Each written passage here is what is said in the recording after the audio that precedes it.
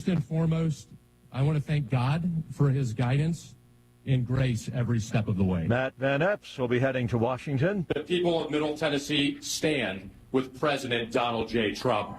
Republican Matt Van Epps addressing supporters after winning a special election in Tennessee, keeping the 7th congressional district in the GOP column.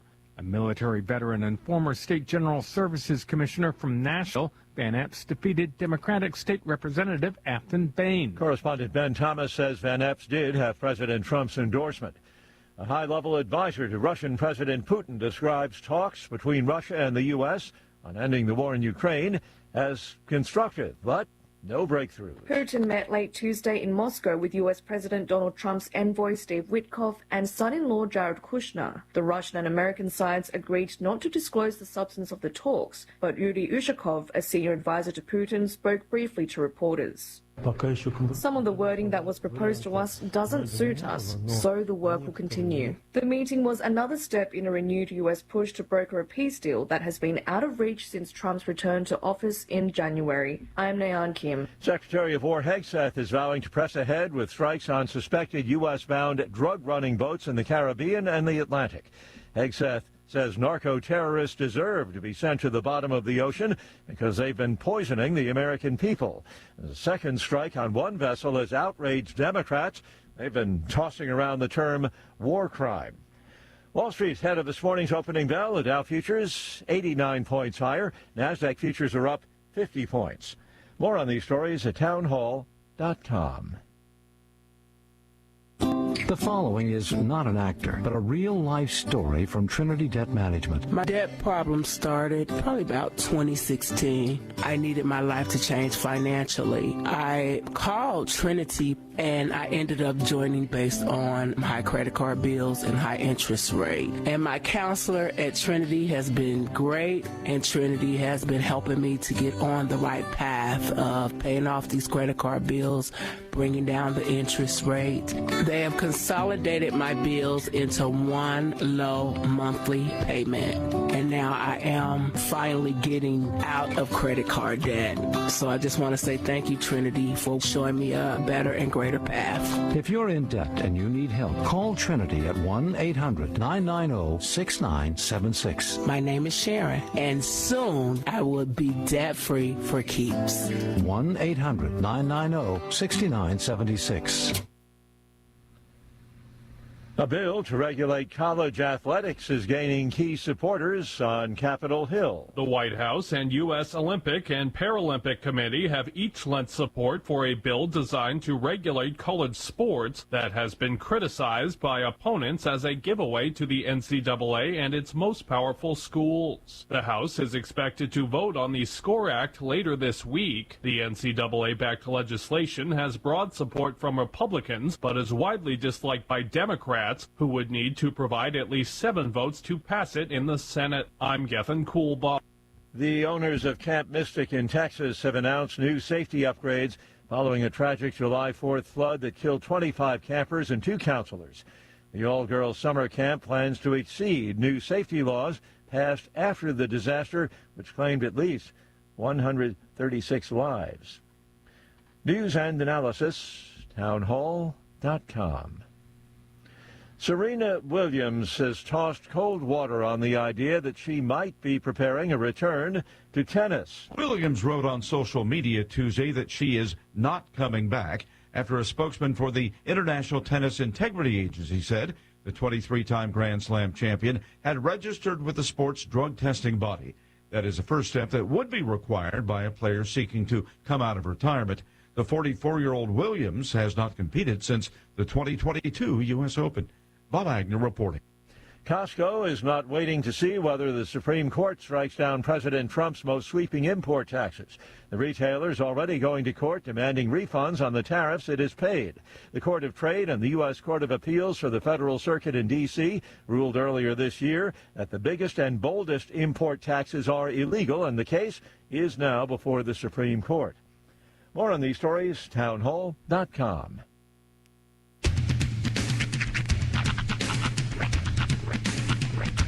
What in the wide, wide world of sports is going on here? I promise you, whatever scum did this, not one man on this force will rest for 1 minute until he's behind bars. Now let's grab a bite to eat. Yeah, come on. I feel the hot wind on my shoulder and the touch of a world that is older. I hit the switch and check the number. I leave it on and then I slumber. I hear the rhythm ringing through it. Flamenco guitar and cumbia music. I hear the talking of the DJ. The travel wishing, what does he say? I'm on a Mexican radio. I'm on a Mexican radio. Broadcasting live from high atop the J.P. White Building in downtown Roswell, New Mexico. It's Mornings with Mike Winters on 106.5 Roswell's Talk FM. Is that what I sound like when I talk? Now, here's your host, Mike Winters. And good morning, one and all. Welcome to Mornings with Mike Winters. I am he. That would be me, Mike Winters. Happy hump day, everybody. Yes, and welcome back to the captain's chair, Mixmaster Mike. Thank you. Thank you for holding down the fort and Indeed. Keeping the ship afloat yesterday. Appreciate that. As Mike was off getting his Gary Laser Eyes treatment. Yeah, well, it was a different treatment. And No. We went into the whole thing. You can actually ask Jocelyn. I went on for probably way longer than I should have about the procedure that you weren't getting, but should. You must have done it at 9 o'clock because I lost you in the 9. Nah, That's when it was kind of bouncing. It kind of was all over the place. Yeah, I was because I caught most of the 7 and 8, and then we lost internet to where I couldn't even hear us on the app anymore. I was in the, getting in the middle of nowhere. Yeah. Which, by the way, I think between here and Tatum out there, in the process of making that a 4-lane. Oh, thank God! I mean, That's if any road in southeastern New Mexico needed it, it's that highway. Yeah, that's responsible. There's a lot of construction going on and you can see where they're widening from, even Texas. And it's now trust, that's going to be a long process. Oh yeah, it ain't gonna happen overnight. We're not getting it on our end of the spectrum anytime soon. But yeah, they're doing a bunch of work out there now. So very cool. Cross fingers. Yeah. Someday. Toes and all that stuff. Yeah, our kids might get to enjoy a 4-lane road from here to Tatum. Hey, it'll be good though. That's right. Soak it in. So everything go relatively successfully yesterday? Yeah, I got I don't want to get too in the weeds on this, but yeah, I've been getting the shots for my eye. It's dealing with neuropathy and stuff from diabetic stuff, and we're at the point where pretty much that's kind of it's plateaued where we've got it knocked down and everything, but apparently there's like fluid behind my eye. Oh, geez. And so he last time he told me he wanted to do a steroid treatment this time, and so I got there and then that's what they did this time. And then Mike ran 3 miles and deadlifted 450 pounds. Well, and this one's technically not shot right in the eyeball; it's kind of in the butt, right? Yeah, through the rectum. They it's like around the white or something. I don't know. All I know is the area. It's same thing. It's called the sclera. Yeah. I learned this from my years in optics. Yeah. The white part of the eye is called the sclera. Okay. So if you were getting in your white. Well, and this was more in the socket, I think. Oh, okay. Ooh. Yeah. Because this one, I'm dealing with more pain. Like I was blind yesterday. I didn't see a thing. I had Kim read me text. It was a whole thing. That's scary. But today I see better, but I've got pain, and it was pain yesterday, but it's less today, and it's around the socket, and it's kind of like he told me I'd get like a thing that's kind of like a brain freeze, and maybe that's the thing I can equate it to, but it's a little different. It's not quite brain freeze like me, but if I look in certain ways, or if I try to focus on something, like if I pick up my phone and look at matter of fact, it makes my eyes hurt. Do that. I get a stabbing pain right there in my eye. That's rough. But it's less than yesterday. Yesterday was more of almost all the time. And then if I looked, like every time I tried to look down and to the left, down and to the left. Sorry. I saw too many movies. I would get a pain like, hey, do me, don't do that. And so it's less of that today, but it's still there. It's like I've noticed when I'm trying to look at things, I'm like, and then I gotta stop doing it. And if memory serves correctly, you can't You can't like vape for like 3 to 5 days, right? Because you get dry socket. Oh, yes. You can't use a straw. Hey, those are all out. Doctor says I might get a dry socket. Doc says I can't suck the next 2 days. Sorry, honey. But yeah, so that's what I'm dealing with. It's not, so today it's kind of, I can see pretty okay. Yeah. It's just a little sore. So, or something else I was going to tell you. Go ahead. No, you. Mine's a TV thing. So, Mine too. Okay. So I had a bit of an excitement last night. Okay. Because last night HBO premiered Hard Knocks. NFC East midseason edition. Mm-hmm. And it features the NFC East, which is the Cowboys, the Eagles, the Commanders, and the Giants. And I was a teenage boy when, I think I was a teenage boy. Maybe it was early 20s. Whenever Hard Knocks started. That was a long time ago. This is like 2002, I think. Was it that late? Well, I wasn't a teenage boy then. I was a man. Let's see. Let me see when. I think it was earlier than that. I was a man. I want to say it goes into the young man. I thought it went to like early 90s, like 91. See. That would put me like 18. When did? Yeah. Well, anyway. Yeah, you go. Since I was a youngin', I been watching Hard Knocks. 2001. Okay, so I wasn't a man. I was a full man. I was a married man. Jeez. Felt like I was out longer than that. Headed off to war. Yeah. I've been in the military now. But anyway, since 01, I've been watching this show. Right. And I've always been I want the Redskins to be in this, man. I mean, my team, and they never do and never do.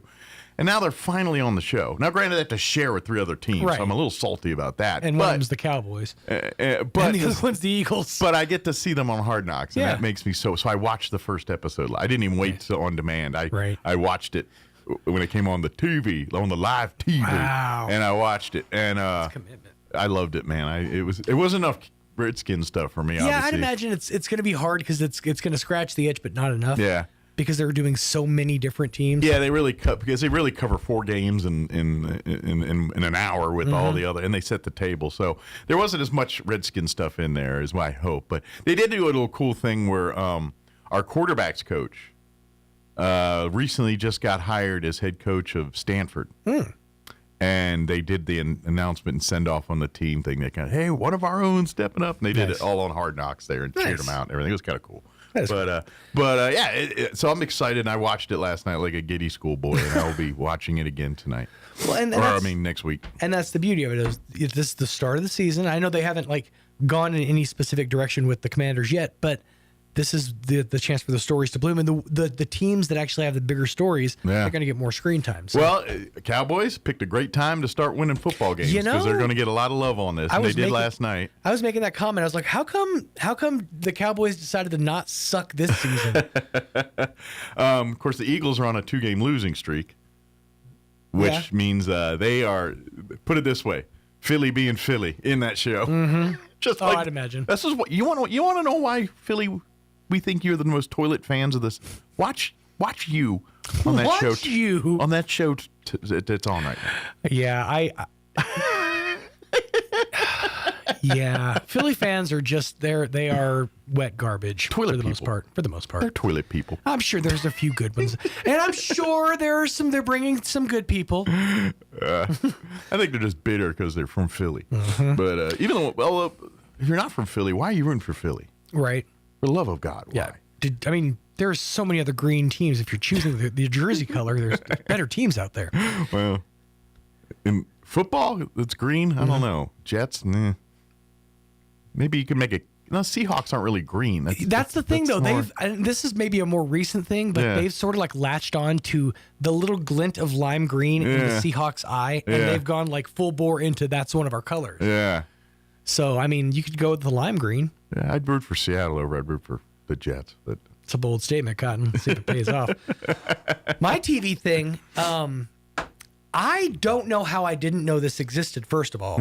Secondly, I don't know how in 2025 this was greenlit as a series. And the only way I found out about it is finding out that Netflix has canceled it for a second series. Okay. Second season.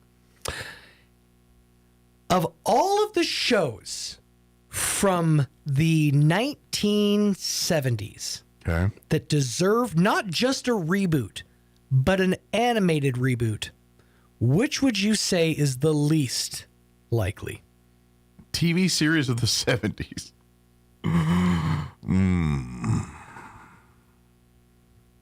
There's so many directions I could go in. The Norman Lear TV series of the 70s. Okay. That helps. That would be like Jeffersons. That could be, really any of the Good Times, All in the Family. Is it Jeffersons? Nope. Good Times? All right. They're going to do an animated Good Times? No. They're going to.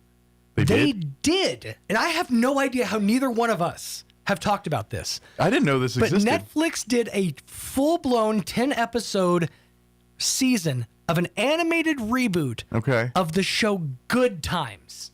Okay. Why? Who asked for this? No, I'm not even done. It's executive produced by Steph Curry. Okay. And Seth MacFarlane. Really? That's a cocktail of interesting. That's insane. That is insane. Now here's the thing. I mean, as far as if you watch the show and the storylines, not very cartoon worthy. No. But I could see JJ as a cartoon character. But also... because he kind of was as a human form. It's one gigantic stereotype. Well, the show was that. Exactly. And it was fine in the 70s. I mean, it was like a 70s ghetto. They lived in the ghetto, right? It was a different time. Yeah. Do you see why that might not translate to a Seth MacFarlane animated series in the 2020s? Put it this way. I watched. I'm gonna. After this, I'm gonna send you the trailer. Yeah. Okay. You'll understand a lot how more. How it is. Okay. It's very like. I can pushing some things. Like here. I gotta be honest, because of the character, I could easily see it like in a Fat Albert vein, like how Fat Albert was drawn and created. I could see Good Times in that same kind of id. But even Fat Albert had like morals, like a moral to it. Well, so did Good Times. Yeesh. Good Times did too. It was dealing a lot with the racist stuff and all that. It was actually easy credit ripoffs. Good Times. The actual show itself was dealing with some scratching and surviving. It's a 70s song, okay? Hanging in a chow line. It was catchy in the 70s. And to this day, every time I'm like, Good Times. Every once in a while, it pops in my head. But it's a good catchy song. I'm going to say, now that I know there's a whole season, and it's still there. So it got canceled because the NAACP and several organizations protested the series, saying it was nothing but, it was chock full of stereotypes and basically it like set back the race by like a decade or more. In just this series, it's pretty provocative, and that seems and I will say oversensitive that to me. The direction that they took in the back half of the first season, I think they ran out of stories. Yeah, that's I think the real thing is like, how long are you going to run this? Is this well going to before it dries up? But it blew my mind that neither one of us knew about a Seth MacFarlane Good Times reboot. Forget content, forget anything. I could see an id of it happening. Like I could picture Good Times done in an animated version. I could but I've not seen it. Don't know. I don't know. But to say that it was. I kind of take a bit of a issue with that. That's fair, but because there's so much stuff that makes fun of other things, and no one says anything about that. Fair. But it's more of like they didn't really do anything to change the attitude or the mindset of the original series. Sure. To like modernize it. And it's set in modern times, which is kind of like and again, I haven't watched the show itself. I'm going to watch it and give some kind of opinion about it once I watch it, but based on the trailer, it's a Seth MacFarlane show. Let's put it that way. Gotcha. I'm morbidly curious. We'll go with that. Probably should get the show going. I'm just thinking. I did not know that existed. No, I found out about that 2 days ago, and I had to wait to talk to you about it because I didn't see any promotions, and I see a lot of at all. Like even when I go on Netflix, I didn't see some. Usually they'll put a thing up saying, "Hey, check." I never saw any of that. And it's got like Jay Pharoah's involved. Yeah. Like I've watched some pretty obscure stuff on Netflix that they promoted to me that I would have thought this would have. Maybe it was getting so much flack from the get-go that they were like, well, we'll just put it out there and hope no one notices it. It'd be like, okay, I know we have to get the hour going, but it'd be like if Bebe's Kids tried to like soft reboot today. Oh, I would be right there. Yeah, I'd be I probably would be too, but I'm just saying. To me, that they were, we'll see. It wouldn't necessarily play as well today, I don't think. All I'm saying is people look at it a certain way. I thought it was cool. Like when I watch Bebe's Kids, the Bebe's Kids are badass. You know what I'm saying? Yeah, just saying they were good. Yeah. Just people get a thing about a thing, and I was like, you're missing the thing how I saw the thing. But anyway, let me give you the rundown. We're going to replay this hour. Elliot Rodriguez joined us earlier in the month. We'll replay his interview. In the 8 o'clock hour, we're going to have Greg Hull join us in studio. He's, to my knowledge, the only declared Republican candidate for governor. And he's also mayor of Rio Rancho. He's going to be joining us on the radio. You've got two opportunities to meet him today. He's going to be doing a meet and greet at Stellar Coffee at 11:30 this morning. And then this evening, he's going to be out at the Country Club at 6:15 doing a meet and greet there as well. So we'll get a chance to chit-chat with Greg here in the 8 o'clock hour. And then in the 9 o'clock hour, we're going to replay our interview we had earlier in the month with Matt Bristol from Bristol office, as he does giving sage legal advice. All right, it is 7:21. Let's get you up to date on the weather. I'm meteorologist Steve Hamilton with your Pecos Valley weather. We have a cold front set to move into the area overnight. In the meantime, we'll get sunshine today, 58 for Roswell, 68 for Carlsbad, and we'll be at about 62 for Artesia. For the overnight hours, some clouds and a slim chance of a snow shower will be in the low 30s. Right back to sunshine on Thursday after some morning cloud cover. It will be cooler, highs in the mid-40s. That's your latest forecast. I'm meteorologist Steve Hamilton. Thank you, Steve. Currently 36 degrees here in Roswell. Humidity is at 62% with winds out of the northwest at 9 miles per hour. Sunny today, 57 our expected high. Northeast winds 5 to 10 miles per hour. Tonight, we are looking at a 40% chance of rain and snow showers between the hours of 11 a.m. and 2 a.m., or 11 p.m. and 2 a.m., sorry. Then it could be changing over to snow after 2. Mostly cloudy, overnight low of 31, so we're right just below freezing. Northeast winds 10 to 15 miles per hour. Unfortunately, kids, little to no snow accumulation expected. So methinks you're going to school on time tomorrow. For you Thursday, we're looking at mostly cloudy early, then gradually becoming mostly sunny. High of 45 tomorrow. Northeast winds at around 5 miles per hour. Tomorrow night, mostly clear, overnight low of 25 degrees, south winds at around 5 miles per hour. Friday, warming up to near 60, sunny and 59, winds out of the northwest, 5 to 10 miles per hour. Friday night, clear, overnight low of 27. And then warming up for a bit for the weekend, sunny and 64 for Saturday, sunny and 65 on Sunday. Looks like we'll be staying in those mid-60s at least the first half of next week as well, Monday into Tuesday at least. All right, it is 7:23. We're going to take a quick commercial break. Then we're going to play our interview with Elliot Rodriguez from Lone Depot. That's on the other side. Don't go away. You're listening to Mornings with Mike Winters. I am Amanda Michon. I am the lead singer of the local band in Albuquerque, New Mexico. I think that a lot of artists, musicians, performers alike tend to not have health insurance. We think that because we don't have a 9-to-5 job, we aren't eligible. But Be Well helps connect you with health insurance that is accessible to us. I thought that insurance was just going to be my physical health, but Be Well also offers mental health care. And taking care of your mental health is just as important as taking care of your physical health. Go online to BeWellNM.com. What's the best that can happen? No doubt about it, our favorite season is fall. Leaves fall, temperatures fall, and electric bills fall. Fall brings us the joy of mowing our lawn for the last time and the sadness of picking that last tomato. Here at Roswell Seed Company, we start to talk about pansies, broomweed, and the first freeze. Yeah, we can get downright giddy. This is Ben Manette from Roswell Seed Company, reminding you that fall is when Mother Nature starts to show off. Try not to miss any of it.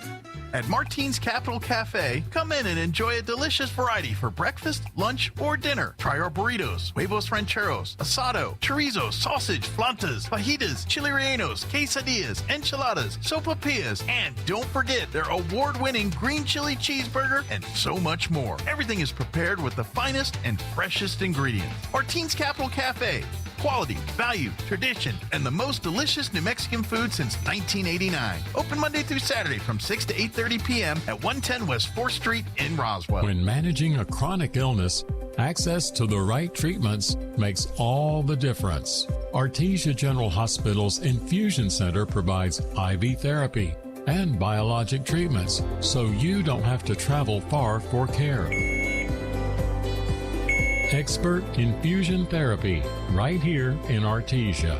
Call 575-736-8256 today to learn more. Here's a Mornings with Mike Winters fun fact. 47.2% of all statistics are made up on the spot. Is this true? I'd say chances are about 50%. Here's Mike Winters. This morning from Lone Depot, Elliot Rodriguez back with us. Good morning. Good morning, Roswell. And actually, happy Thanksgiving is almost here. We are, is next week Thanksgiving? It's a week and a half from now. Yeah, good Lord. Yeah. This year has flew by like there's no tomorrow.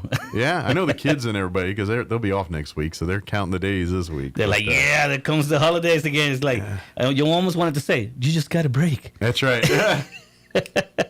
No, but yeah, we'll be gobbling turkey and everything else. And I'm not going to lie, I had to stop because right now there are so many restaurants doing some version of a turkey Thanksgiving sandwich, and I've been trying them all. And by the time we get to actual Thanksgiving, I'm going to be so sick of this Thanksgiving stuff that I've deliberately said none of that this week. I'm devoting it so when I get to Thanksgiving, I will be ready for turkey.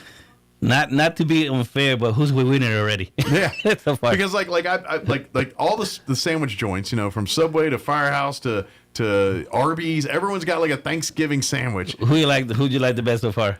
I don't know. The jury's still out. I like them all in different ways for different things. And then, here's the thing. You almost sound like me and my guys.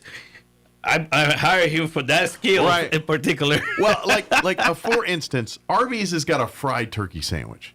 And I'm like, come on, fried turkey sandwich. It's fried turkey. God. Fried turkey wins every time over regular turkey. So that's got an up.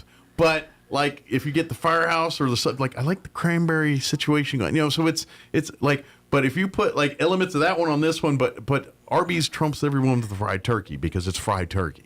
So you could probably put a little piece from this, a little this from this, and make the perfect sandwich. Yeah. My wife and I talk about that all the time. Right. Okay. And I'm Puerto Rican, so we love to fry everything. So. Well, fried turkey, yeah. I mean, there might be casualties, but it is good if you do it right. No kidding, right? That's right. And I don't know if you noticed, it's supposed to be getting cold, but it's like the heat. It tries to come back, squish in a little. That's right. And that summer comes back in. Wait a minute, I ain't done yet. Give me another. We're gonna have another 85-degree day. No kidding. So, but I imagine when you get to the holidays, just curious. I know, before the holidays, there's probably a push for people looking to buy homes and get in before the holidays and all that. But does it pick up at this time of year? Because sometimes people think, man, my house is not going to handle Thanksgiving. We need to look for a new house. And so they start the journey because the holidays aren't meeting the needs. I mean, I was just curious, is it a busy time for that during the year or is it not? It's very interesting that you mentioned that. Yeah. Because my wife probably would tell me, quit, okay, right now. I know she's listening. She's like, because most people think, no, everyone's busy with holiday stuff. They're not thinking about buying a new house right now. But I'm sure I'm wrong on that. She says, when you're going to retire?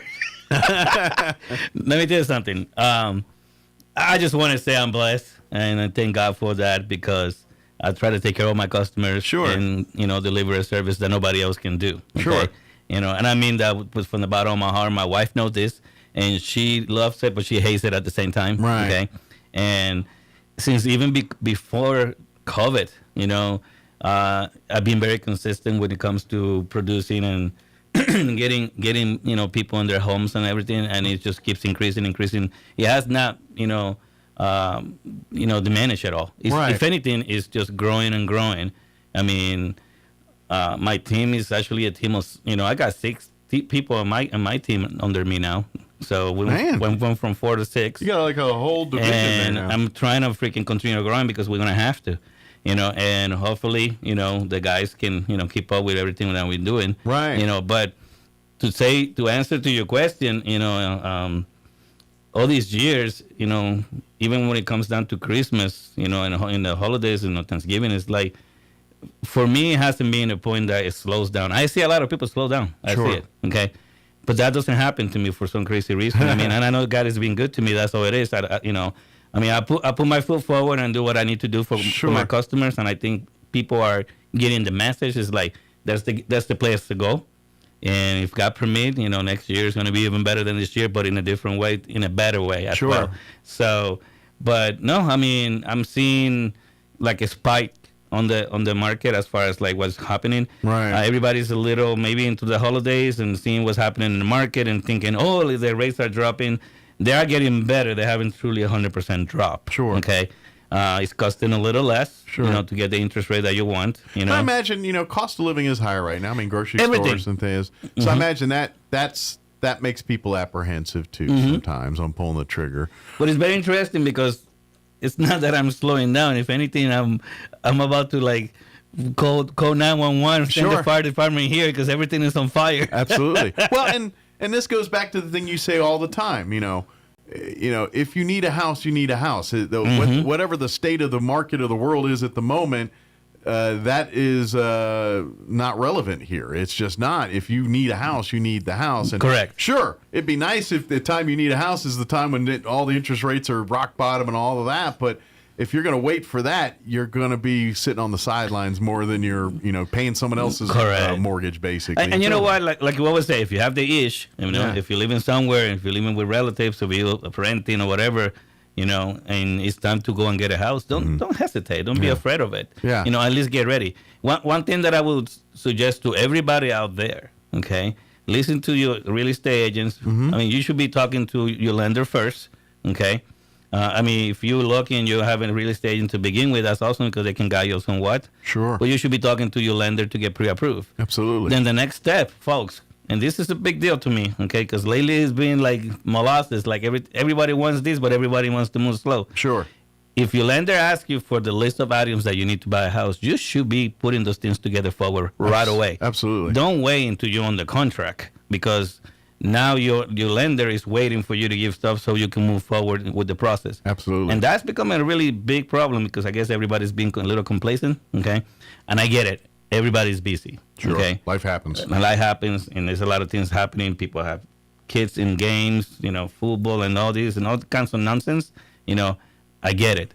But folks, if you want to buy a house, keep the eye on the goal and move the paperwork forward the way it should. There is enough moving parts in the buying of a home or a piece of property in that process that naturally creates delays anyway. Don't add to them by not having your ducks in a row in the paper. Exactly. There's so many other things that are going to happen, and it's usually on the bank's end or the seller's end or something like that. The last thing you want to do to gum up that is not because your paperwork's not in order or you don't have everything. And so when you have it ready and when you do hit those unforeseeable moments that are going to delay it, it's not because of something like that. And so that's why, and that's just a tip in life and anything, not just home on everything buying. That you do. It doesn't matter. And if your lender tells you you're approved to 250, don't find a house with 275. Yeah. Well, that's just that's the big thing. Is and live it's within been the your means. craziness lately. It's like, wow. And that's something you always, and this is something that you always tell your folks that is not necessarily what's told by your lending agent very often. Is that they say, okay, yes, based on the numbers here, you're approved at 250. But let's be honest here. If you're paying, whatever that equivalent in the mortgage based on the thing is, if it's whatever that number is, $1,200, $1,500 a month, whatever that number is. If that's you can afford it, but can you afford furniture? Can you afford to pay your other bills, the light bill, the water bill? Don't overdo it if you don't. If you don't have to. I get it. You fall in love with the house. that you want to buy. Find a house that's maybe 20, 50 grand cheaper that you can put back into that house or put back into your other things and build up the equity. And then when you do have better means, then you can splurge for the nicer countertops or whatever it is you're talking but about. definitely do not go higher than what your lender is telling you that you approve for sure. But it's happening, you know? But I'm just saying, like, if you're looking at two houses that all things being equal, the one difference is this one's 20, 30 grand higher because it's got higher end cabinets and stuff, but it still checks the boxes of square footage and all that. Maybe, just maybe, that's going to hurt your budget right now. Let's go with the lower end countertops. Exactly. And guess what? As you build into it, then we can upgrade to the marble here, or we can move to a house that's already got it in. But at this moment, maybe let's go with the nice ceramic tile or whatever you got in there instead of you go with granite Shania. counter. Yeah, you go with you know what I'm Shania, saying? you know? That's the type of thing we're talking about. Remember, I always said maybe you're not buying the Taj Mahal. Sure. But guess what? You can make your own Taj Mahal afterwards. But the things that really can tweak a price like that, and that's why people do it for curb appeal, for less move-in ready. Sometimes looking at the home that's a little outdated because it's still perfectly clean and fine, but let's face it, the flooring or the cabinets, that was so 10 years ago or so something else now. Let me tell you something, folks. I mean, and I know this doesn't apply to a lot of us, but I used to watch all these real estate shows from New York and California and all that. And these folks go and buy like $1 million or $3 million place and then go and completely turn it apart and start from scratch and do a $3 or $5 or $7 million home on top of it. I mean, how crazy that is. You paid $2 million and now you're going to make that a $7 million place. I mean, you just literally demolished a $2 million. And some of those homes are nice as they were, you know. Exactly. And I know that doesn't apply to us little folks out here. Yeah, they show up on HGTV. I used to watch that. I used to love that. It's like, wow, okay, that's just some crazy stuff. But then sometimes you have to be careful of that too, because sometimes they, the bones of the house is what's important, and this is something you learn as you get older. It's like, you know what, the fancy countertops and all that, but if the plumbing's a hot mess, if the actual foundation's a hot mess, you can paint it with the fanciest of countertops in the world. It's not gonna matter, you know. And that's where sometimes you're like, okay, yeah, I'm pretty sure. Pretty sure actual Stranger Things era was this countertop, you know, but it's solid. It's, you know, I can do a contractor. I can go down to a Home Depot and go get new countertops. And just keep in mind, you know, nowadays there's so many programs that you could do whatever you want. Sure. You just need to find yourself a home for you. Absolutely. You know, and second of all, folks, the rates are lower than it's been a year ago. Okay, they're not any higher than what they were a year ago. They're actually the lowest they've been. Sure. Okay. Where everything else has come up in the world, actual real estate costs has come down. So it's happening, folks. You want a cup of coffee? That's a lot of money, but a house is a little cheaper now. The fact of the matter is, it's like they're trying to heal the system. Sure. Slowly but surely. Yeah. Okay. You know, and you and I talked about this all the time. What goes up must go down. Okay. And it happens, but it's. How fast is it going to drop better? Sure. We don't know that. It could be 6 months. It could be a year. Okay. You know, I mean, the fact is, it's gone better. Yeah, that's okay? right. And it doesn't. And again, if you already own a home and you're in the game, then you have the luxury of waiting and being, as long as you're not needing. Oh, and if you're doing something, like if you could plan so much better. Sure. Okay. You know, I mean, unless you've got like we just had an addition and we need 2 more bedrooms stat, then okay. But like. But if generally speaking, most people don't do that kind of thing. But if you're a first time home buyer, it really doesn't matter when you get in the game, because sure, you might be you're not going to get as much house right now, but once you're in the game, and now you're investing back in yourself, and every time you make a mortgage payment, you're actually building back into your own nest egg instead of paying a rent check to somebody else. And so once you're in the game, you're building into so okay, you may not get the home you were exactly wanting here, but give me 5 years, or give me, you know, whatever it is, if I'm a good track, you're going to build up a little bit of equity. Guess what? Now all of a sudden you're in that thing and you're in the game and you did it and you're just building it. And that's exactly the dream that Ellie gives you when you walk in there. And don't be afraid of what's happening out there. And anybody can do that if you just have a little discipline and willing and plan a little bit. Anybody can do that. You'll get there. And income, yes. Yeah, it's sure a lot easier when you make a lot of money, but you know, if you're making, you know, minimum wage 40 hours a week and you're smart with your money, you can be a homeowner. I mean, like, we talk about it. Yeah. I help people that work at McDonald's and Burger King buy houses. Yeah. Okay, I mean, folks, if people that has those type of jobs can buy a home. Yeah. I mean, even Taco Bell. I just have to go to Taco Bell. Taco hell. He gets paid by tacos. I get paid by tacos. No, I mean, the fact of the matter is, if, like Mike said, if you're smart and you're disciplined, okay, and you're proactive and you know what you want, sure, the sky is the limit. It doesn't matter what you do for a living. It's all about priorities and what you prioritize and what you're. Now, I'm not going to lie. If you're making minimum wage 40 hours a week, Netflix, all those things go the way of the dodo here. But at the end game, are you trying to get into a house? Well, me and Mike are a perfect example. Yeah. Okay. I mean, we started from nothing, military folks. Okay. I mean, folks, when we go into the military, it's not like we're rich. They don't give us a lot of money at first. You know what? I got paid $1,000 a month. A month. I know. It's like, how do you survive with that? I mean, besides that, we were living in the barracks at the time. Yes. Granted, I didn't pay for housing. I didn't pay for food. But let's be realistic. $1,000 a month ain't getting very far. Let's be realistic. Yeah. I come across a lot of people that are still living with folks, family members or whatever, and they don't have no money saved up. Yeah. Folks, if you're living with your family, okay, start saving some money. Okay, this is the blessing that you have actually a member or a friend or somebody very close to you, and you don't have to pay rent. Yeah, you should be planning, for the rainy day, or either let's say, hey, let me put some money on the side. Sure, it doesn't mean I have to use it all, but at least I have money that I can go and buy a house. Yeah. And depending on your situation, maybe you don't even have to even touch the money, but you at least not broke. Take advantage of the kindness of others. Take advantage of the kindness that you're getting and the blessings that you're getting for that day. Be a freeloader for good, or be a freeloader to build on yourself, not just a freeloader to mooch off your parents. I'm telling you. But you know what? God is good. Everybody's doing really well. I've seen it across the board for everybody. Okay. Some people having it hard, of course. That's in every day, part of life. But if you do your part, you could get where you need to get. Yeah, okay? and to be honest, once you get the house, you're there, and you're actually making money. You're making money. You're part of the system. Yeah, and what is it? You're part of the Matrix. I was listening to you guys. I love when Neo start flying and everything. Ignorance is bliss. No, folks, when you're part of the game, absolutely, okay, you start getting all this. When you open a bank account, when you buy a car.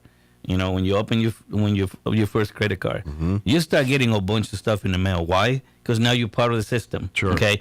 They know this. All right. So they're gonna send you more stuff. Oh yeah. Now, how you deal with those things? It's never easier to get a loan for a house until right after you bought one. do you remember those things that people used to come to the bank? It's like, can I get a credit card or a loan? And they're like, you don't have enough credit history to be able to do so. Okay, so give me a freaking opportunity. Right. It's the craziest thing, and I used to hear that all the time. Sure. Folks, if you do the right thing for yourself, sure. If you at least pay your bills on time, okay. All right, listen to this. I'm gonna say it twice. If you pay your bills on time, that's the key. And you don't have credit, yeah, you can still buy a home, folks. Yeah. Okay. I have the programs to do that. All right, but you have to at least pay your bills on time. And to be honest, this was like you're talking about the military, and like you and I experienced and that was for me at least. It was the game Yeah, because no one talks to you. But the day you're a military person, and this is the problem that lies within the military, is they know you're backed by Uncle Sam. And so when they got that one stripe or no striper rolling in, they're willing to give any line of credit. You need a phone, you need a car, you need a computer, no problem. You're a U.S. government. Folks, every base that we have really credit unions and those everywhere. And they'll give you and these young men, they know. Yeah, and these young men and women, first time they don't know anything. The next thing you know, they're like, yeah, I got a computer, I got a car. Oh, guess what? Now I got my first paycheck. It's $1,000 for a month. Oh, by the way, I've got $3,000 a month in bills. When you get stationed on your home base, yeah, it's funny. Let me tell you something. I remember seeing so many guys with brand new cars after we just got there and we just come out of basic training in AIT. It's like everybody got a car. It's like it's like what happened? And I'm guessing nowadays it's the new phone. It's probably even worse now because let's be honest. Lives have changed. Yeah. They do get paid a little better. They're still not enough. Not much, but it's a little better. But it's a little better. But now, things have changed and everything's so expensive. Cars. Yeah. People people buying cars. Cars are like $50,000 just like the drop out of a coin. Yeah. It's crazy. I tell you, best deal. Go to a lemon lot on any military establishment. I don't care if it's an Army, Navy, Air Force. Go to the lemon lot. And what those are is basically because people deploy PCS all the time, and they get sent to Europe or Asia or somewhere, and they can't take a car with them. So they sell the cars on the lemon lot, and you'll see everything from Jaguars and Mercedes to some hoopty Chevette. There's it's all in there. And folks, there's houses coming up all the time now. Yeah. I don't know if you noticed. Okay, there's a little more popping up here and there, and it's crazy because they're very expensive. Okay, a little high. And almost nothing in the bottom. Sure. Okay. Now, even the ones in the bottom, they're need a little love. Well, and I imagine there's probably some market correction going on because we're coming out of the COVID where, let's face it, prices of housing was it's like it's adjusting or something. Yeah. Okay. But there's no way lending institutions are going to approve. Loans for these houses are not going to appraise for what people are asking for them. It's just not going to happen. It's not going to happen. Where they could do that during COVID because there was little bidding wars on houses. And folks, if you're in the market to buy a house, okay, and I got the programs. If you don't have a lot of money saved up, that's okay. Don't let that deviate you for even trying. I got programs that will give you the down payment. We got the MFA, okay. Loan Depot have Access 0. So if you're a repeater buyer and you're just a little short, of what you need to have, no big deal. I can give you what you need to be able to buy a house. Gap insurance. It's almost like gap insurance, right? But the point is, folks, we have things to help you. And if you don't want to go so high, and there's the house that is down the street from your mom, and you want to be closer to mom or your brother and sisters or whatever, and it needs a little love, we got the 2 or 3Ks to fix them. Absolutely. Okay, so don't be afraid. To get what is yours that is available there for you. Absolutely. Okay? This is the only time that I will say if anybody's entitled to anything, you're entitled to the chance to get it. Okay? But you still have to do your part, So go for it. Don't be afraid of that. Don't worry about what's happening in the market. I mean, the market is getting better. And then, like you said, there's so many programs, so many different ways, and literally it's like it's almost like college scholarships. You go enroll in college and they tell you next roll right in that financial aid office and apply for everything they'll let you. Same kind of deal here with this. You roll in there and you spill Ellie with everything. A teacher angle, law enforcement angle, military angle, first time buyer angle. Correct. Whatever card you can play there to get into a program. Let Elliot turn those rocks over and find them. And there's a lot of houses coming up. I mean, there's a lot of builders building houses left and right over here. Okay. You see my signs around in town. Look like some kind of guy running for city council or something. But the thing is this, folks. There's builders building houses. I mean, you got Tony. He was here last month. We were talking last month. El Toro community, folks. Okay, houses from $265,000 to what did he say? Like 305 or something like that. Okay, so he's not going high, but they're really good made houses. There's a lot of builders that are making houses. I mean, and a lot of the technologies in it's changing. Everything is getting to energy efficient. Yes, he was talking geothermal on these and everything else. And that program right there on that community. Yeah, they're in partnership with MFA. Okay, they wanted to try to move those houses. Sure. I mean, let's be realistic. I think if I ever built, I'm probably not because I am in my life, but I ever decided one day. I tell my wife all the time is like. But if I ever decide I'm going to build a brand new house, I think I'd definitely go geothermal for heating and cooling and all that. Just to make it a little better. Well, in the long run, you save a lot of money, and it checks all the green boxes, which makes the green folks happy. And I'm like, it does the same thing as well, and it costs me less to do it. Sign me up. and we can see a lot of agents popping up, open houses and more houses coming up. So it's happening. Sure. Okay. I would actually advise some of the sellers out there maybe fix up the houses a little, so you could sell them a lot easier. Well, and that's the thing, and talk to the real estate agents. They're the ones who are experts on this side. If you're not listening, if you're a seller and you're not talking to an agent because you want to do it on yourself or by your own, get it. I get it. Right. But they know exactly. But they know what you need to do. It's like, look, invest money in this to fix up. You'll get that back. On this one, levy it up to the buyer on that one. Because as a matter of fact, I had that same because I knew when I sold my house, I knew my carpet. I had dogs. It was old shoddy carpet. No, I get it. But I was like, I I think I'm going to replace it before. And the agent said, no. A thing like flooring, they may not want carpet. They might want hardwood. They might give them a credit. And that's exactly what we did. I think we gave them like a $59 carpet credit, or I don't remember what it was we did. And basically, but that's, had I not talking to my agent, I would have, I wouldn't have known to do that. I would have spent money on that. I probably wouldn't have gotten it back in the sale like I thought I was. And so that's where your real estate agent can really help you on that and say, yeah, it is worth money on putting that in to put that new coat of paint on or to replace that. This one's like, no, that gives them choices for when they buy the house. They're like, okay, they may not like it. And so that's exactly what you're saying is and to do as minimal as you can investment money wise, they can get the maximum boost on reback, curb appeal, or getting your money back. And those are the things you want to do. If you have some major construction to do, talk with the agent. Maybe it is to your benefit because but then they might say, you know what, that's something I would offer credit for to another alternative. And talk to your lender. Okay, they will advise you. I mean, I'm going to talk about for myself as far as this. I don't have any other agenda but to help you buy your house. Sure. Okay, I don't care if the house is $55,000 or $1 million.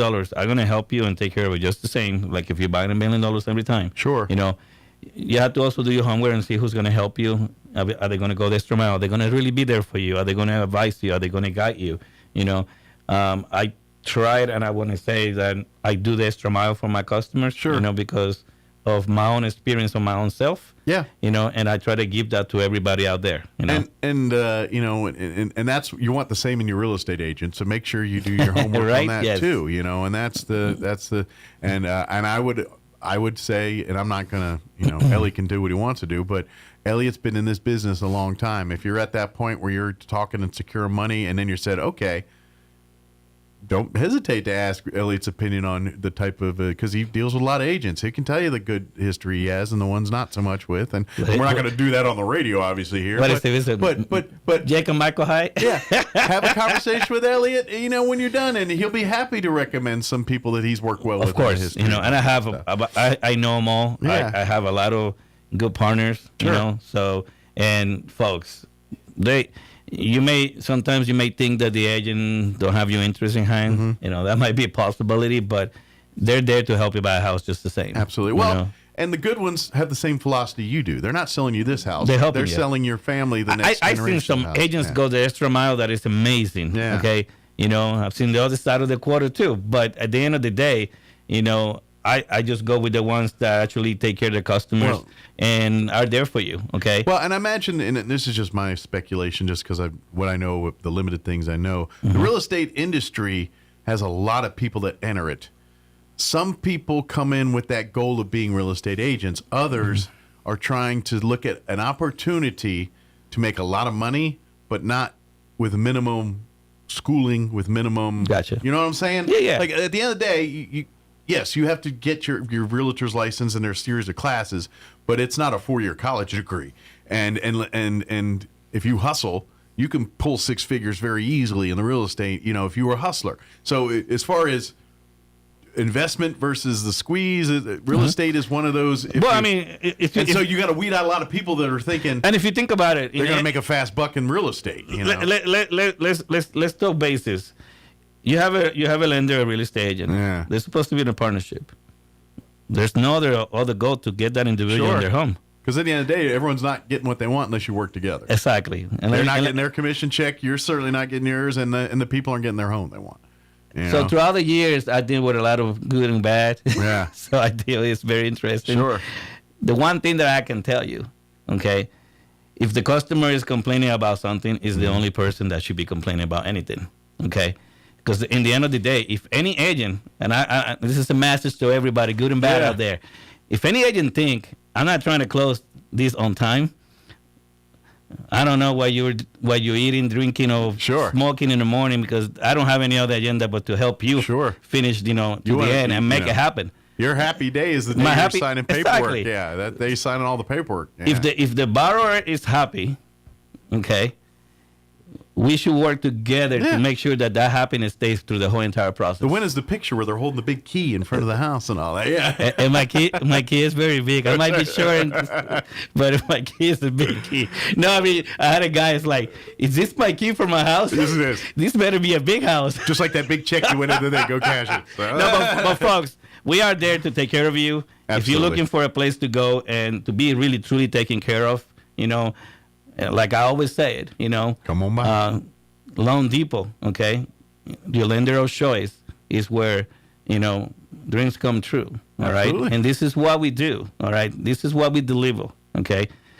Home is first for us, for you, okay? Absolutely. And we will deliver this to you every single time. Absolutely. No matter what's happening. I got to get a break in real quick, so we got to wrap up a new system. I got to learn things. But anyway, please give Elliot a call or come by the office. You can dial him direct, 719-237-4680. Call the office here just off 2nd over there. 204 West 2nd is the actual address there, Suite 5. 505-445-2070. 505-445-2070. Or you can go online. You can go to his website, which is www.loandepot.com/Elliot Rodriguez, 1 L in Elliot and a Z on the end of Rodriguez. Or you can shoot him an email. Elliot Rodriguez, same spelling, @loandepot.com. Yeah, and we will take care of you. We'll appreciate it, sir. Mm-hmm. We'll see you here in a couple weeks, and I know you got probably 16 different things waiting on you right now. So. All right. Thank you for having me, and happy Thanksgiving to everybody. Happy Thanksgiving. That's right. Take a turkey break this week so you can stuff your face. With your Pecos Valley news updates, I'm Jared Cirillo. Thanks for joining us. Registration is now open for Artesia Little League. Sign-ups for the T-ball through majors levels are open from now until January 7th. You can visit Artesia Little League's website to register. Sign-ups for the junior and senior division will happen later. As a reminder, Artesia Little League is not run by the city of Artesia. The city asks that you direct any and all questions to Artesia Little League. On Monday, December 15th at 5 p.m., the Artesia City Council will hold a special meeting. It will be at City Hall. The purpose of the meeting is to discuss and vote on a change to allow the recently annexed Paris and York areas and the North Ritchie area to be assigned voting districts. This would allow residents in those areas to participate in upcoming city elections. The special meeting will not be live streamed. The public is invited to attend and share any opinions they may have. You're up to date. I'm Jared Cirillo. I'm meteorologist Steve Hamilton with your Pecos Valley weather. We have cold front set to move into the area overnight. In the meantime, we'll get sunshine today. 58 for Roswell, 68 for Carlsbad, and we'll be at about 62 for Artesia. For the overnight hours, some clouds and a slim chance of a snow shower will be in the low 30s. Right back to sunshine on Thursday after some morning cloud cover. It will be cooler. Highs in the mid 40s. That's your latest forecast. I'm meteorologist Steve Hamilton. Still burning cash on posters that get tattered, tired, and tossed? Turn heads with vibrant LED posters from DSI. Plug and play with custom updatable graphics. Showcase a single showstopper or link several for a seamless video wall. For over 27 years, DSI has helped New Mexico businesses communicate smarter with printers, IT support, AV, and more. Ready to elevate your message and cut costs? Call 888-386-7834 or visit DSINM.com today. We're going to pass along some basketball scores from last night. Successful season openers for the Roswell boys and girls basketball teams. The Coyotes guys, no problem, at home against Anthony Gadsden, 77-28. Roswell's girls had a little tougher time in Anthony playing Gadsden, but they won 36-33. Dexter last night in girls action also knocked off West Las Vegas at home, 50-32. And congratulations to the guys selected to the All-Star football game, which will be played this Saturday in Artesia. For the big schools, Daniel Chavez-Gonzalez from Roswell, along with teammates Luke Lynn and Joaquin Bolaños. And for Goddard, Josiah Castillo was picked on the green team for the Rockets. The Sports Report brought to you by DSI. Call DSI for all your office technology needs. I'm Eric Butler at Roswell's Talk FM, 106.5. Your home for Kim Commando in Roswell, 106.5. Roswell's Talk FM, KEND, Roswell, New Mexico. And good morning, 7:59, closing in on 8 o'clock. Stay tuned next hour. Here about 8:15 or so, we're going to have New Mexico gubernatorial candidate Greg Hull join us. He's going to be actually having a couple of opportunities for you to visit with him today at Stellar Coffee at 11:30, and then this evening at 6:15 at the Country Club there. But we will chit-chat with him next hour. It is 8 o'clock. Town Hall News is coming up next. You are listening to 106.5 Roswell's Talk FM. KEND or Roswell, New Mexico. We'll be back on the other side of news. Don't go away. Breaking news this hour from Town Hall. I'm Rich Thomason. A big Republican victory in Tennessee, endorsed by President Trump. Matt Van Epps has won a special election for a seat in the U.S. House. He thanks his supporters. Tonight, you've sent a message loud and clear. The people of Middle Tennessee stand with President Donald J. Trump and stood firmly behind our campaign. He defeated Democrat Afton Bain to keep the 7th Congressional District in the GOP column. Hitting the pause button on immigration. The Trump administration pausing immigration applications, including green cards, for people from 19 countries previously banned from travel. The decision follows the shooting of 2 National Guard troops in the nation's capital. The U.S. Citizenship and Immigration Services, which announced the pause, will conduct a comprehensive review of immigration requests from those countries. The agency cites national security concerns and the recent shooting as reasons. Mike Hemp in Washington. And a not guilty plea has been entered on behalf of the Afghan national charged with murder and assault in that shooting of the 2 National Guard members in D.C. Russian Foreign Policy Advisor Yuri Ushakov says that talks between Russia and the U.S. on ending the war in Ukraine were constructive, but no breakthroughs at this time. Russian President Putin met at the Kremlin yesterday with President Trump's envoys, Steve Witkoff and Jared Kushner. The Russians say important territorial issues have yet to be resolved. The season's first big winter storm spread ice and snow from Ohio all the way up into northern New England, disrupting travel and closing many schools. Watching Wall Street, stocks are mixed. The Dow is up about 73 points, the Nasdaq down 68, and the S&P 5 points in the red. More on these stories at townhall.com.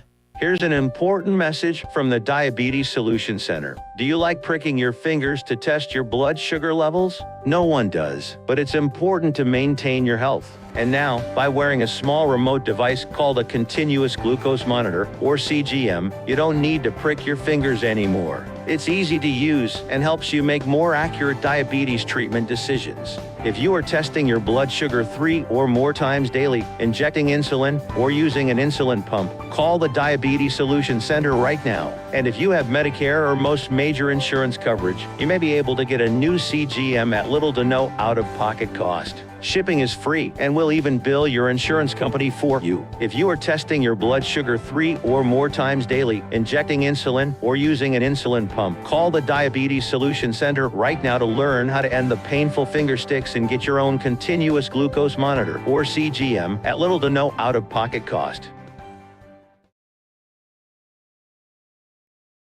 In Asia, a natural disaster of historic proportions. The death toll has surged well past 1,300, with nearly 900 people still missing as emergency crews race to reach survivors and recover bodies in Indonesia, Sri Lanka, Thailand, and Malaysia. Days of heavy monsoon rains have stranded hundreds of thousands of people. In Indonesia, the hardest hit nation, rescuers are struggling to access villages on Sumatra Island. Worsening weather and damaged infrastructure are slowing operations. Environmentalists say that illegal logging likely contributed to the disaster, as floods and landslides in North Sumatra carried away millions of cubic meters of felled timber. The once lush forested area has turned into a wasteland of broken logs. Roads have vanished, replaced by rivers of sludge.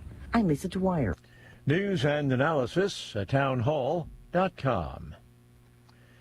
It is legislation that's whipping up a storm of controversy in the world of collegiate athletics. The White House and the U.S. Olympic Committee each supporting a bill designed to regulate college sports, although it is being heavily criticized by opponents as nothing more than a giveaway to the NCAA and its most powerful schools. The House is expected to vote on the SCORE Act later this week. NCAA-backed legislation has broad support from the GOP, but is widely disliked by the Democrats. Jason Walker reporting. Airbus expects to deliver fewer planes this year because of an issue with fuselage panels on some A320 planes.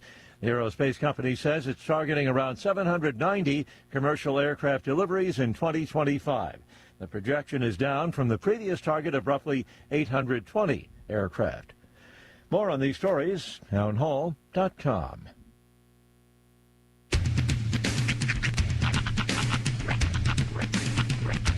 What in the wide world of sports is going on here?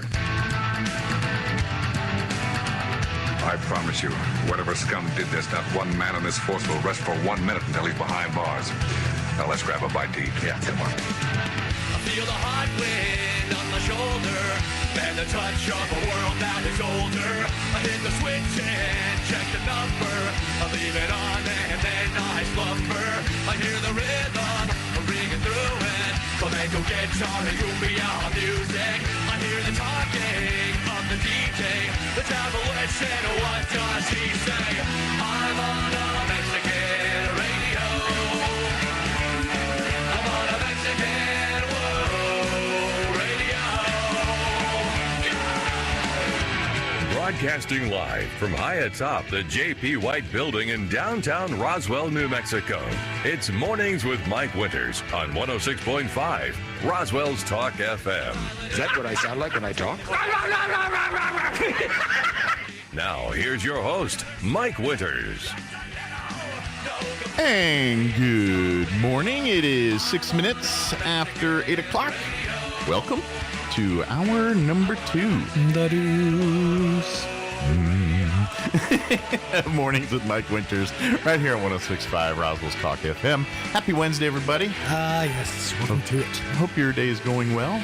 It is. A little Chile spell for us the next 24 hours or so. Yeah, tonight into tomorrow is going to be it's going to be a cold one, Tater, but nice days ahead. The weekend is going to be downright fall-esque. Hey, up north, then getting a little snow. Mountains getting good snow. Yeah.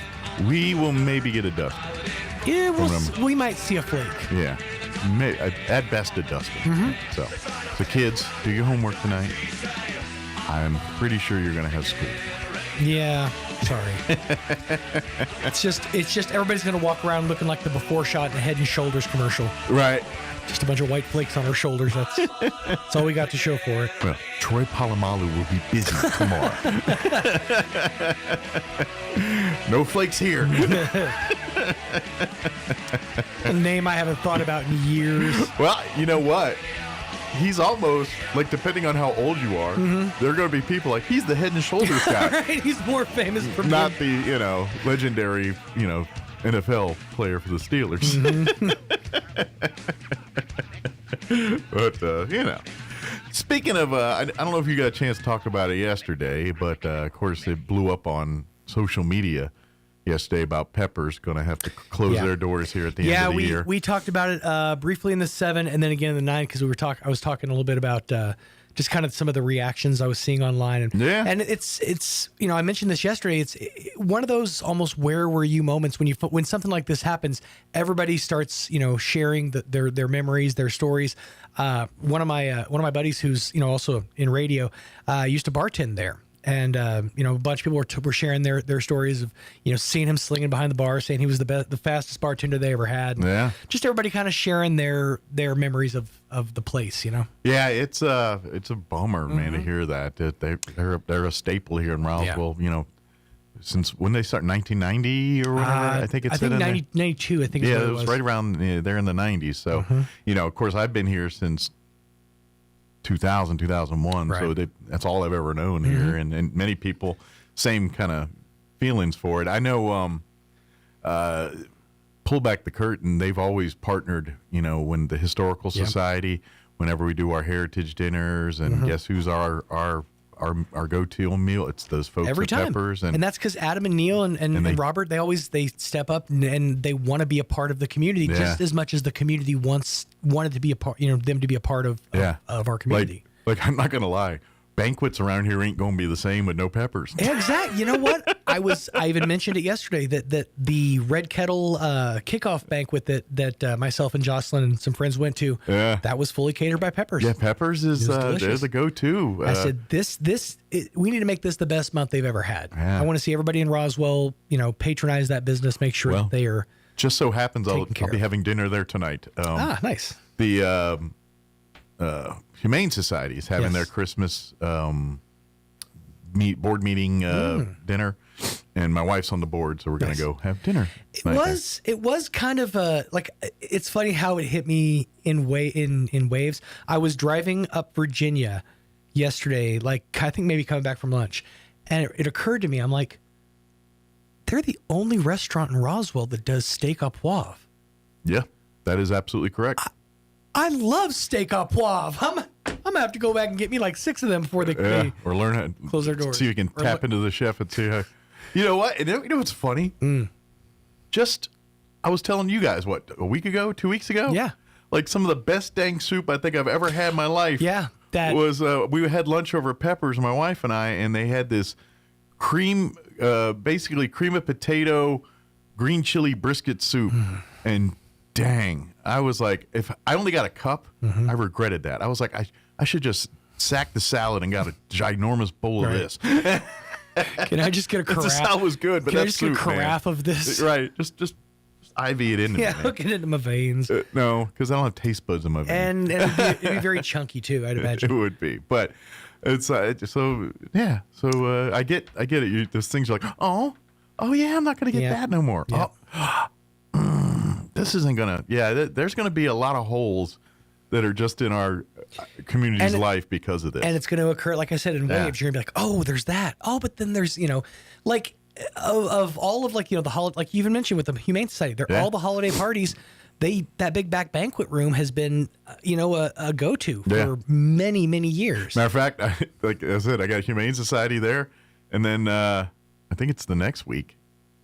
Or the week after, I'm not sure which. The Historical Society, we're having our board meeting dinner, Christmas dinner. If you read, I'm going to be there a lot in this last month, and then I'm going to be like, I don't know what to do with my hands anymore. And if you read through the letter, it says at the bottom of the thing, and many people ask why now, and they just said it's just time. Yeah, I'm sure there's a lot of variables, things there's that a lot obviously the public don't need to know. It's none of your business. There's a lot of information that I'm hearing behind the scenes that might have attributed to some of this, but I feel like they took that as that along with several other factors have that was kind of like here's your sign, right? It might be time. Makes sense. Yeah. So we'll see, but it is. We got basically 1 month left here to enjoy what their families offered us for many years here, and. Like you said, go be thankful and make it their best month ever. And I got a feeling, they'll still be involved in the community from time to time. It's usually not have a day to day. I have a theory or two. I don't want to tarnish the punch, so to speak. So I'm holding back before I sully the waters. Yeah. I don't want to put it out there and then jinx it or whatever. Yeah. But I have a theory of some things that might be happening. All right. I think at the very least, the recipes might be saved. Some of the recipes might be saved. All right. A keeper? Because if not, Sean's going to open up his MRE cafe. I'm going to have to figure out where I'm going to get steak au poivre from for sure. He's going to open a place in there called the MRE Cafe, and it's just going to be handing out MRE. Right. I found this one. For you, omelet. Vegetarian omelet. Enjoy. You know what? Corned beef hash. Hey, you got one of the newer ones. Beanies and weenies. What was there's a guy I watched that does MREs, and he reviewed, I think it was one of the older, it was from the 70s. Yeah. And it was just 4 hot dogs And they called it Four Fingers of Death. The Four Fingers of Death, I think is what they call it. I've had that MRE. Yeah. Yes, it is. It's like a 4-pack of hot dogs. Right. I've had it. That was one I distinctly remember having. Yeah. But then, like, the VIPs roll up into your place. You're like, oh, quick, get out the chili mac. Right. Yeah. Oh, that's a turkey tetrazzini guy. Tetrazzini. That actually, and those are good ones. It's sad that I know this. Turkey tetrazzini just got retired. Did it? Yeah. I can't was remember. a good one. There was something they picked up in, because they dropped the I think it was like a chicken. It might have been like a chicken burrito or something like that. Ooh. Yeah. Something cheesy, something. I'm not sure, but I was watching a video the other day, and they actually reviewed the turkey tetrazzini. Yeah. It was for Thanksgiving because that's the closest they could get. You to vacuum seal a burrito and bag, and now I'm supposed to put it in boiling water to make it hot. Just there's 7 kinds of gross right there. Right. Well, I think what it is turkey the loose, tetrazzini help. The loose ingredients, and then the tortillas. I think is what it was, but I'm not sure. I have to go back and rewatch that episode. But yeah, they that is no more, sadly. Anyway. Put something in there. Deshaun's forced to open that. Yeah. If that's what you want from me, I mean, the MRE Cafe. It's up to you. All right, let's get the hour going. We're going to get you up to date with the weather and all that here in just a few minutes. And then we're going to be joined by New Mexico gubernatorial candidate Greg Hull. He is going to join us on the radio. He will also be around town here today. He's going to be at Stellar Coffee at 11:30 this morning. For a meet and greet there. And then this evening, he'll be out at the country club at 6:15 to chat with folks as well, too. So, but we will chat with him here on the radio in just a few minutes. And then, of course, we'll get you up to date with news and all that good stuff at the bottom of the hour and all that, too. Before we do any of that, let's go ahead and get you up to date on the weather.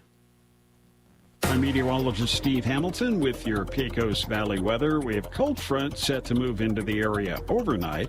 In the meantime, we'll get sunshine today, 58 for Roswell, 68 for Carlsbad, and we'll be at about 62 for Artesia. For the overnight hours, some clouds and a slim chance of a snow shower will be in the low 30s.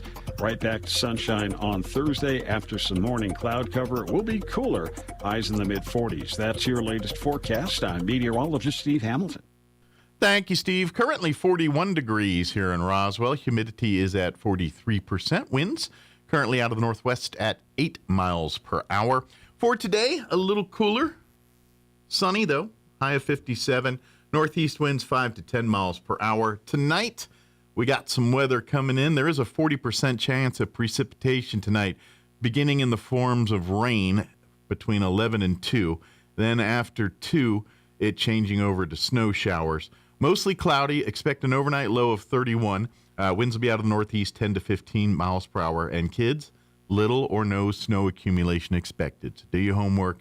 Be prepared to be on time at school tomorrow. Thursday, we are looking at cloudy skies to start, but getting sunny as the day progresses.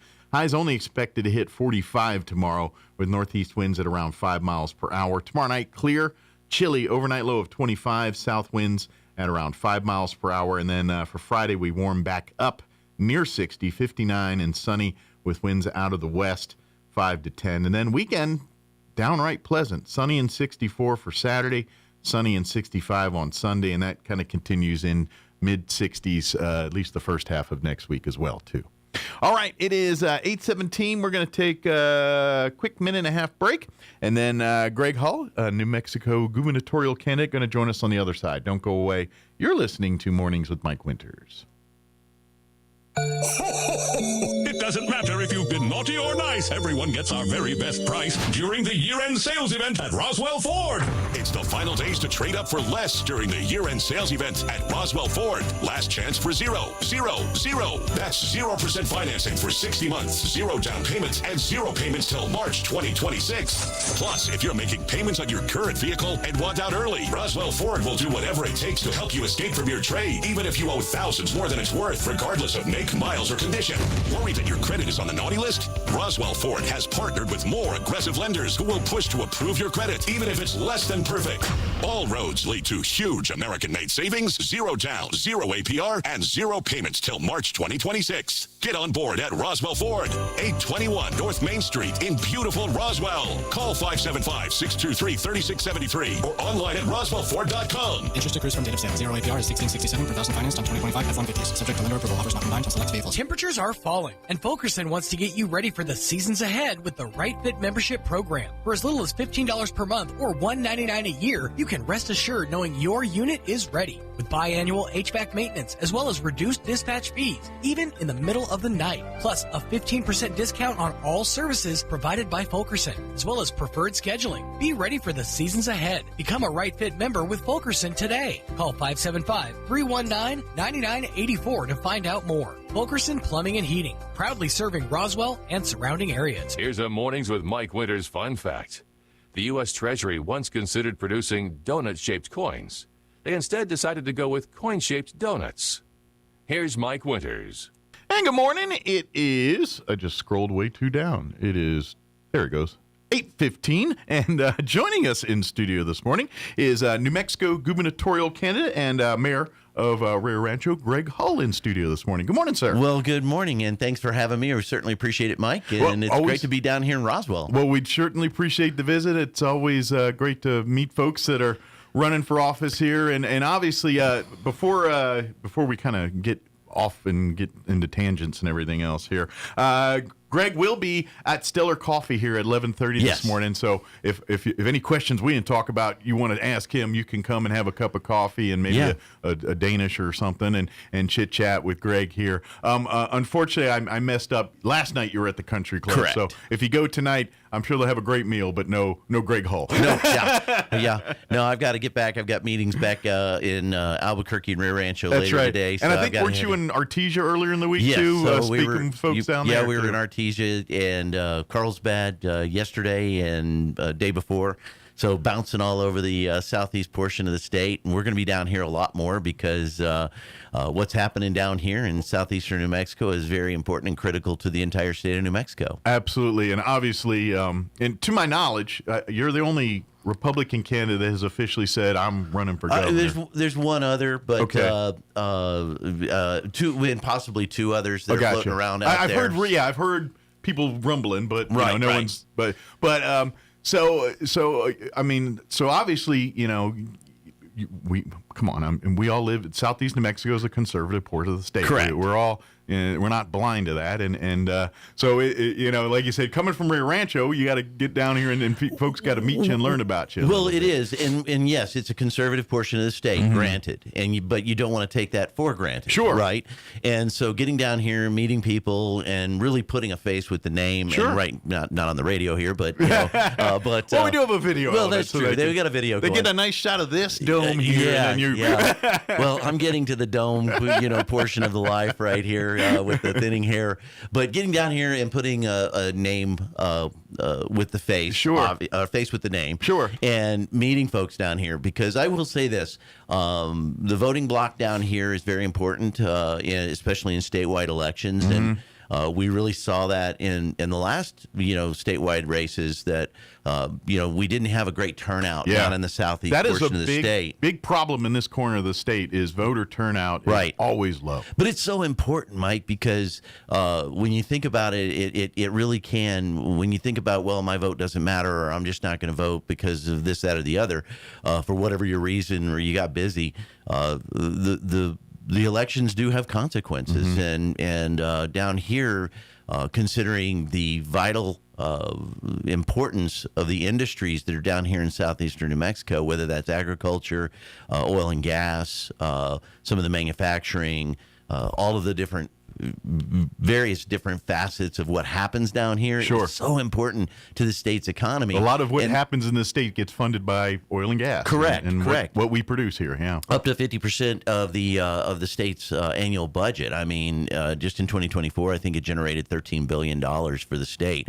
But the decisions that are being made for the southeastern New Mexico are coming out of Santa Fe, and so and sometimes we don't have, when you're up in northern New Mexico, they don't have a full understanding of the vital importance of the industries that happen down here in southeastern New Mexico, and how that plays a role in education and funding so many different things. Well, I would imagine, and you probably learned a lot of this as you were spending time in Eddy County and things, but one of the big cruxes there is some of those roads and some of those major, there's some major inner thoroughfares that are dangerous because of poor road conditions or lack of upgrades.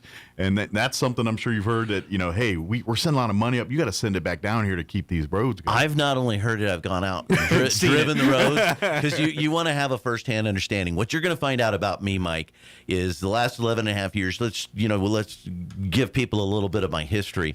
The last 11 and a half years, I've been the mayor of Rio Rancho. And one of the main things that I have focused on as mayor of Rio Rancho has been infrastructure. And that infrastructure has involved roads, water, and then, of course, public safety has been huge for us. Anybody that's lived in this state for the last 20 years, I've been here since, military brought me here in the 90s, so I've been here since then. But anybody can know that you can look at any place in the state that's like grown to an immense size over that time period. It's Rio Rancho. Well, yes. And we have focused on the things, whether that's, like I said, infrastructure, public safety, quality of life, education, all of those things that we focused on in Rio Rancho has really attracted that growth. And I will say time and time again that I think the state of New Mexico has the ability to see that type of growth statewide, but it's going to take some very directed investments, and one of those investments is going to be infrastructure, especially down here in the southeast portion of the state, and that's going to be transportation infrastructure, roads, putting money back into the roads that are delivering the revenue for the state, right? And then also working on water. Now, Roswell's got they're really known for the fact that you guys have a good water supply, and it's very well managed. It does really set forth a model for the state of New Mexico on what we can do in the area of water. But that being said, in Rio Rancho, we focused on aquifer recharge systems that also set up a model that we can work with on cities throughout the state to make sure we optimize the use of one of our greatest natural resources. And that's, you're talking about, investing in our state infrastructure and everything else. And I think this is the big thing that, and I don't care if you're a Republican or Democrat, or wherever you're in New Mexico, you see this. And you see that when it comes to resources and opportunities, New Mexico's probably one of the top in the nation. But then you look at our neighboring states, Texas and Arizona and Colorado, and all of them are flourishing business-wise and doing well. And then right smack dab into us, and we're like in this archaic zone where they fly right over us. They go over, and that's where I think most of us are saying, how do we get them to put roots here and do that? And I think that's, part of what you're saying and what you're seeing needs to come to the state and your vision to bring to the state. And once again, I'm just going to make a lot of comparisons back and forth because it is my current occupation as being the mayor of the second or third largest city in the state. We quibble with Las Cruces over that moniker. Are you second or are we second? It's back and forth. Because our populations are extremely close, about 118,000. Now, they had a head start. They did. We caught up pretty rapidly. You guys caught up quick. Yeah, we're only about 43 years old as a city, so I think we were incorporated in 1981. So, they did have a little bit of a head start. They've got a little stronger of a foothold, but we have been very focused on meeting the needs of the community as it grows. Really strong, robust housing market in Rio Rancho. Great education system, but one thing that we knew we were going to need to do to attract investment from outside investors to come to our community and to be a part of that is the city itself had to start investing in itself. And you have to invest in yourself to show people that you have that same confidence in what you have to offer as compared to what you're offering people to come here. So when they see that you're not making investments in your infrastructure and you're not making the appropriate investments in some of the things that they're going to need as resources to be successful in this state, they want to see those investments because they don't want to come in and say, oh, okay, well, we're going to come in and spend millions and millions and millions of dollars, and you're going to expect us to do all the upgrades to your infrastructure. You're going to expect us to do all the upgrades to your power grid. All of these different things that they're saying, look, we need you to be a partner. We don't want to be the sole funder of all of this. Absolutely. But if you want us to create economic opportunity within your state, sure, we need to see that you're making commensurate investments in that infrastructure, whether that's roads, water, or energy. Absolutely. Well, I imagine people, it's exactly what you're seeing on a smaller scale here in the Roswell here. Anytime there's a new business or major entity come in, they got to work hand in hand with the city, especially if they're going to be, like a warehouse thing where there's a lot of trucks. They got to make sure the roads are adequate for there. If there's going to be a lot more people there, we need to run more water and more electricity to that area, then we got to set the table to do all that. And it's just a grander scale statewide. We need to be more proactive in doing. Absolutely. And when you look at what we're investing in economic development, and we what we call our local economic development fund that comes out of the state, our fund pales in comparison to some of the surrounding states around us that are really being very aggressive about setting that table, as you just so appropriately described it, for inviting them to come into the state and to come here and bring the jobs and bring the investment. But Mike, when you get into setting that table, and I'm going to steal that one from you. I like that. We've got to set the table for success, right?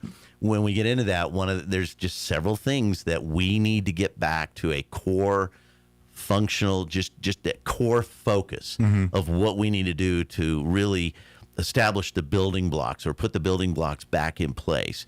And infrastructure investment is huge. Public safety is going to be huge. And you're going to hear me talking about this over the next year as we run for this office. Public safety is going to be huge. And then, of course, education. Sure. Education, when companies are coming here, not only are they looking for strong infrastructure and the resources to operate their company, they're also looking for that workforce because they don't want to have to move an entire workforce into the state. Absolutely. And so workforce training and investing in workforce training and investing in our children from early childhood education right on up to graduating high school, getting them into college, getting them into those postgraduate degrees, along with potentially offering up, as we've done in Rio Rancho, career technical education. Absolutely. And really focusing kids on trades that might not want to go to a four-year college and might not want to go for a PhD. This is why I always tell people when election time rolls around and you see those bonds for education, to support every one of them. Yeah. Because they're investing in the future and especially just a gee whiz when we had these last bonds that thank goodness barely passed. Now that money's going to be invested into programs at ENMU, for instance. Right. They're going to have a CDL program that there's a big lack of CDL mechanics in this area. Now they're going to have a program where they can train them and have them here. Same with medical. They're going to, that's one thing that New Mexico sadly is lacking is medical professionals. And now, legislatively, we shot ourselves in the foot on a lot of that. Sure. Yes, we did. Yes, we did. And we need to fix it that way. We do need to fix that. But conversely, we need to offer opportunities where it shouldn't, where nursing programs and things like, well, they're exclusively full. Well, you know what? We should if there's more opportunities, we can get more nurses in there, more people that trained to be qualified to do these jobs. Absolutely. And I got to say, Dr. Sue Cleveland has been the superintendent of Rio Rancho Public Schools since its inception. She just retired this year, 31 years as the superintendent of Rio Rancho Public Schools. And, her focus was always on really talking to the students about what they were interested in. Nursing, healthcare was a huge profession that the kids really showed a lot of interest in. So in Rio Rancho, we have UNM Hospital there, and we have CNM, and we have their nursing program there that really caters to what those kids are looking for. And then, of course, right now, we're also partnering with CNM to bring in the state's first ever DC EV mechanic training facility right there in partnership with Rio Tech, which is the career technical education facility that we put in Rio Rancho. Gotcha. I would like to see that, Mike, statewide. And I just think we have to have somebody that's laser focused saying, look, we're going to find the resources. We're going to work with the legislature. We're going to fund this, and we're going to get these facilities into communities across the state, especially the ones that might not have the tax base to support that. When you talk about bonds, when you issue those bonds, you have to have the tax base where the taxpayers, the ratepayers, to support those bonds. You have smaller communities that don't have that tax base. So that's going to require a real partnership with state leadership. That's going to take a real partnership from the state income, top down, making sure that we have the funding available to help those communities be successful in those programs. I think about some of the smaller communities throughout the state, whether it's Silver City, Deming, Espanola, any of those smaller communities that might not have the resources to actually build a facility. Find the partnerships with some of the colleges in the area. Find the partnerships with some of the other facilities, other organizations like C&M. I'm going to say like C&M. Yeah, I get what you're saying. To go in there, partner with them, and work with the individuals throughout those communities to build those facilities. And I think, I don't think it, I know it, is that when you start really listening to the kids and what they're very interested in, you're going to see them more engaged. You're going to see them more activated when it comes to their personal career and their personal success. And I know just back when I was in high school, I wish I had something like a career technical education, because I was a dreamer, man. I just wanted to get out. I wasn't a bookworm. I was give me that hammer. I want to go build something. Absolutely. Right? I think I remember I had to take I remember taking some test in school, and at the end of it, they gave you like careers you're good at, and I got like farmer and something. I'm like, yeah, I don't see that in my future. I tell you what, as a kid, I loved building stuff and taking stuff apart. So electronics fascinated me, and you should have a job in radio. We got a whole bird's nest of wires. You can absolutely. Well, I was really good at taking it apart, but putting it back together, that was a whole other thing. So you might not want me in your bird's nest back there. That wouldn't be far different than what we're dealing with now. So join one more to the party. Yeah, absolutely. I do want to change gears a little bit and talk on the politics side of it, because this is probably the biggest hurdle you're going to have to deal with, and quite frankly, anybody that's whoever is the nominee from the Republican side is going to have to deal with is you're always going to be playing from behind the eight ball in New Mexico. You're already going to be outgunned as far as money wise. I mean, and yes, ideals and things do move needles, but if you don't have the war chest, it's really, really hard to get elected. Absolutely. So how are you going to fight that side of things? Well, that's going to be very grassroots, and that's what we've been doing for the last 6-8 months as we've moved around the state. We started really kind of exploring the idea back in January, and then in February, March, we started doing some fundraising to see, what level of support. And we've received pretty decent support throughout the year. We're nowhere near what the other party has raised. They got millions of dollars sitting in a couple of these candidates, But Mike, this puts the emphasis on, if we want to change the state, we've got to step up, not only with our personal time and but our treasure as well. And I'm going to take the opportunity to say, if you to go out and look at our campaign, greghull.com, and there is the ability to contribute there. And when you look at some of the finance reports from some of the other candidates, you're going to see that there is a lot of out-of-state influence that's coming into this race on the other side. And if we really want to control the destiny of our states, we have to get engaged on the local level in the state and support the candidates that are really, truly running for New Mexico. And in my particular case, I moved to New Mexico in 1986. I've raised 5 kids here. I've got 7 of my 9 grandchildren still live in the state. Nice. Unfortunately, I think two of them are about to move out. I'm sad about that because, well, my daughter's in the healthcare profession and she's leaving the state, and that's a huge issue. We are losing quality people, or never got the chance to get quality people because. Yeah, I mean, we can chase this rabbit all day long on the healthcare side because we're running our doctors out of the state with the medical malpractice issues, and then just some of the inflexibility and the reciprocity of bringing licenses into the state, and bringing that talent in, and then also. When we invest in this talent, not making sure that we're locking that talent in and saying, hey, we want to help support you, get you through your medical degree, but if we're going to help pay for all of that, we need you to stay in the state and provide those services back to the citizens that actually paid for you to get that degree. Kind of getting back into investing in the education side. I know just because personally I've got a chance to interview some of the folks, but UNM with their doctor program, they kind of have a program where they kind of help finance through that.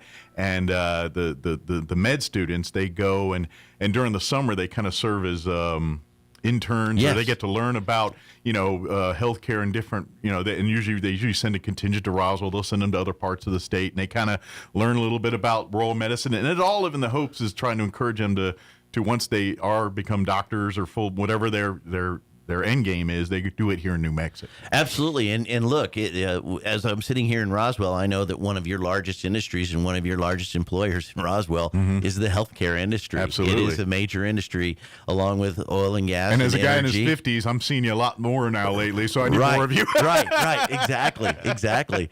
And I'm a guy about to roll into my 60s. I'm knocking on the door of 60 here coming up soon, and and I'm making more and more trips to the doctor to, try to make sure that I'm staying healthy. Absolutely. And I need to make sure, I need to be sure that I can get a visit with the doctor. And I'm going to tell you, for some of the procedures that are just, regular checkups here in New Mexico, I myself personally, it took me up to 2 years to get into the doctor for a certain procedure. Yeah. And it shouldn't be that way. It shouldn't be that way. Yeah. It really shouldn't. But we've got to protect our doctors. They are a vital resource, and they are a vital component to, once again, when we get back to infrastructure on what companies are looking for when they want to come to New Mexico. Gotcha. This is part of that table setting that you talked about earlier, is getting that table set. Education, infrastructure, healthcare, public safety. We can just continue to hit those points because those are the fundamental components, the building blocks of what people that are looking to invest and bring companies into New Mexico, those are the things that they're looking for. Absolutely. Economic development incentives are fine, but ultimately they want a great place for their employees to live, and they want a strong, educated workforce that's talented and ready to go. Absolutely. To provide, and then the services that provide the support services to their employees. Absolutely. If you're just tuning in, we're joined in studio by Greg Hull, who's a gubernatorial candidate. By the way, if you'd like to meet him, he's going to be at Stellar Coffee at 11:30 this morning, right here downtown, 315 North Main. Come on down, have a cup of coffee, and maybe a scone or something, and chit chat with Greg, and anything we don't cover here, you want to get more in depth, and I'm sure he'll be happy to sit down and chit chat with you. Yeah, absolutely. So we're going to move it around, and raised 5 kids in the first originally moved here from Santa Fe, then moved into the Albuquerque area and settled in Rio Rancho, and small business owner, and created some jobs in New Mexico. And I'm proud to say that those jobs are still here, because in 2012, when we sold the company, that company's still in existence. It's a packing and shipping company. Okay. And so they're still employing people right here in New Mexico, and I'm proud of that it's been successful after all of these years. Sure. And we opened that company in 2000. Okay. So in 2000. So it's been around 25 now for years 25 now. years Yeah. now. So quarter century anniversary. Yeah, exactly. Yeah, I need to reach out to the new owner and congratulate him on 25 years. There you go.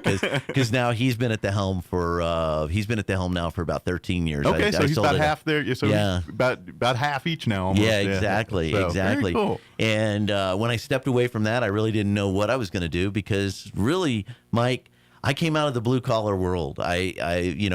Steel toe boots, Sure. denim, blue jeans, and denim shirts. Got dirty for a living for a little bit. Yeah. Exactly. Picked up the hammer, and we built boxes, crates, and we shipped stuff all over the world, and worked my way through all of that. And after we sold the company, I really just took a step back just to figure out what I wanted to do next. And being the mayor of my city was not on the radar. It was just not. So I was kind of the unlikely candidate and unlikely individual that was going to run for office. But when I put my name out there, and everybody looked at my resume and said, hey, this guy's a small business owner, and he's created jobs, and he's been successful at what he's done in that realm. Let's give him a shot at the helm of the city of Rio Rancho. And so we've led that city to amazing heights. And the numbers speak for themselves. I mean, people can look, and easily, I would say Rio Rancho is the fastest growing city in the state state of New Mexico over the last 20 years. Easy. It is. Yeah. We've focused on fiscal responsibility. Yeah. I'm very proud of the fact that the gross receipts tax rate is the same today as when I took office in 2012, because we were focused on growing the economy as opposed to just raising taxes to cover the needs. And as we've done that, as we've grown the economy, we've grown the budget organically there. And I just absolutely know we can do the same thing in the state of New Mexico. And I imagine a lot of lessons learned, especially probably the first few years as mayor, because like you said, you come from a blue collar, job gets done, the job, and then when you enter the world of government, it's a whole different ball of wax. It was a whole different ball of wax, but a lot of the principles apply. Yeah, accounting for the money that you have under your control, making sure that it's spent in an appropriate way, and that you're going to get the best benefit from the dollars that are being invested. Sure. So that way it becomes an investment and not just a spend. Right. Right. Because you want to get an ROI, especially when you're managing taxpayer dollars. Right. That is a stewardship that is not to be taken lightly. And when you're working with the taxpayer dollars, the things that they're looking for, you have to listen to the things that they want and the results that they're looking for out of those dollars. And invariably, when we talk to people, I get the same answers. They want to see the cost of living come down in New Mexico, because right now cost of living is a huge factor in the state of New Mexico. And they want to see public safety. They want to see strong investments in public safety. But local communities, whether it's Roswell or Carlsbad or Artesia or Hobbs, you can name any southeastern community, and then we can go up into northern New Mexico and name off communities up there. We need increased and sustainable funding from the state to help these communities and counties add more law enforcement officers to their organizations. Absolutely. They need to see modernized equipment like real-time crime centers, something that we've invested in. Probably some updated training in there too. Updated training, absolutely, and additional resources. The one thing that we've really focused on in Rio Rancho, and we understand that, and we've been very, very grateful to the citizens of Rio Rancho for supporting a public safety bond, is that if we want them to keep us safe, we have to give them the equipment and resources to keep us safe. Absolutely. You can't just say, "Hey, keep me safe," and right. Figure it out on good your luck own. To right? you. Good luck, yeah. right? Go make me safe. And good luck to that. No, you have to provide them that, and you have to be committed to that public safety plan. Well, and I also think too that when we look at some of those state issues we have, when it comes to crime, and part of it's our location. I mean, let's face it, there's a lot of highways of sex trafficking and drug trafficking. New Mexico is home to much of that. Absolutely. But that being said, I think some of the other stuff will also correct the other things. And what I mean by that, by investing in our business and all that stuff, that brings in more funding, which also investing in more healthcare, mental health specifically. Mental health is huge, yes. And throwing, a lot, like I know a lot of people are dealing with the opioid settlement money and the right ways to use that to best. And I know right here in Chavez County, we're definitely thick in that conversation. Yes. But investing in that stuff, I will take a very good stab that you're going to see crime numbers drop. You're going to see other mental health related things drop. And now sex trafficking, I mean, that's a bigger issue. We got the federal border to deal with and all that stuff. But that being said, by investing in the treatments and the things, you're going to see those numbers drop, and you're going to see instead of us being 49th and 50th and all these horrible numbers, we'll start getting back in the middle of the pack, and who knows, maybe even better than that. Absolutely. Well, and as you know, in New Mexico, we're number one in crime, and we're number 51st in education. Right. And so you're not going to hear from me. This is one thing that I've never done as in my political career, is I'm not going to make a bunch of wild, outlandish promises that we're going to go from 51st in education to first overnight. Sure. It's a long, hard road. It's going to take a lot of work. It's going to take a lot of investment, but it's going to take a lot of on-the-ground really just rolling up your sleeves and putting your hand to the shovel and digging in and creating systems that actually work and benefit the children of New Mexico,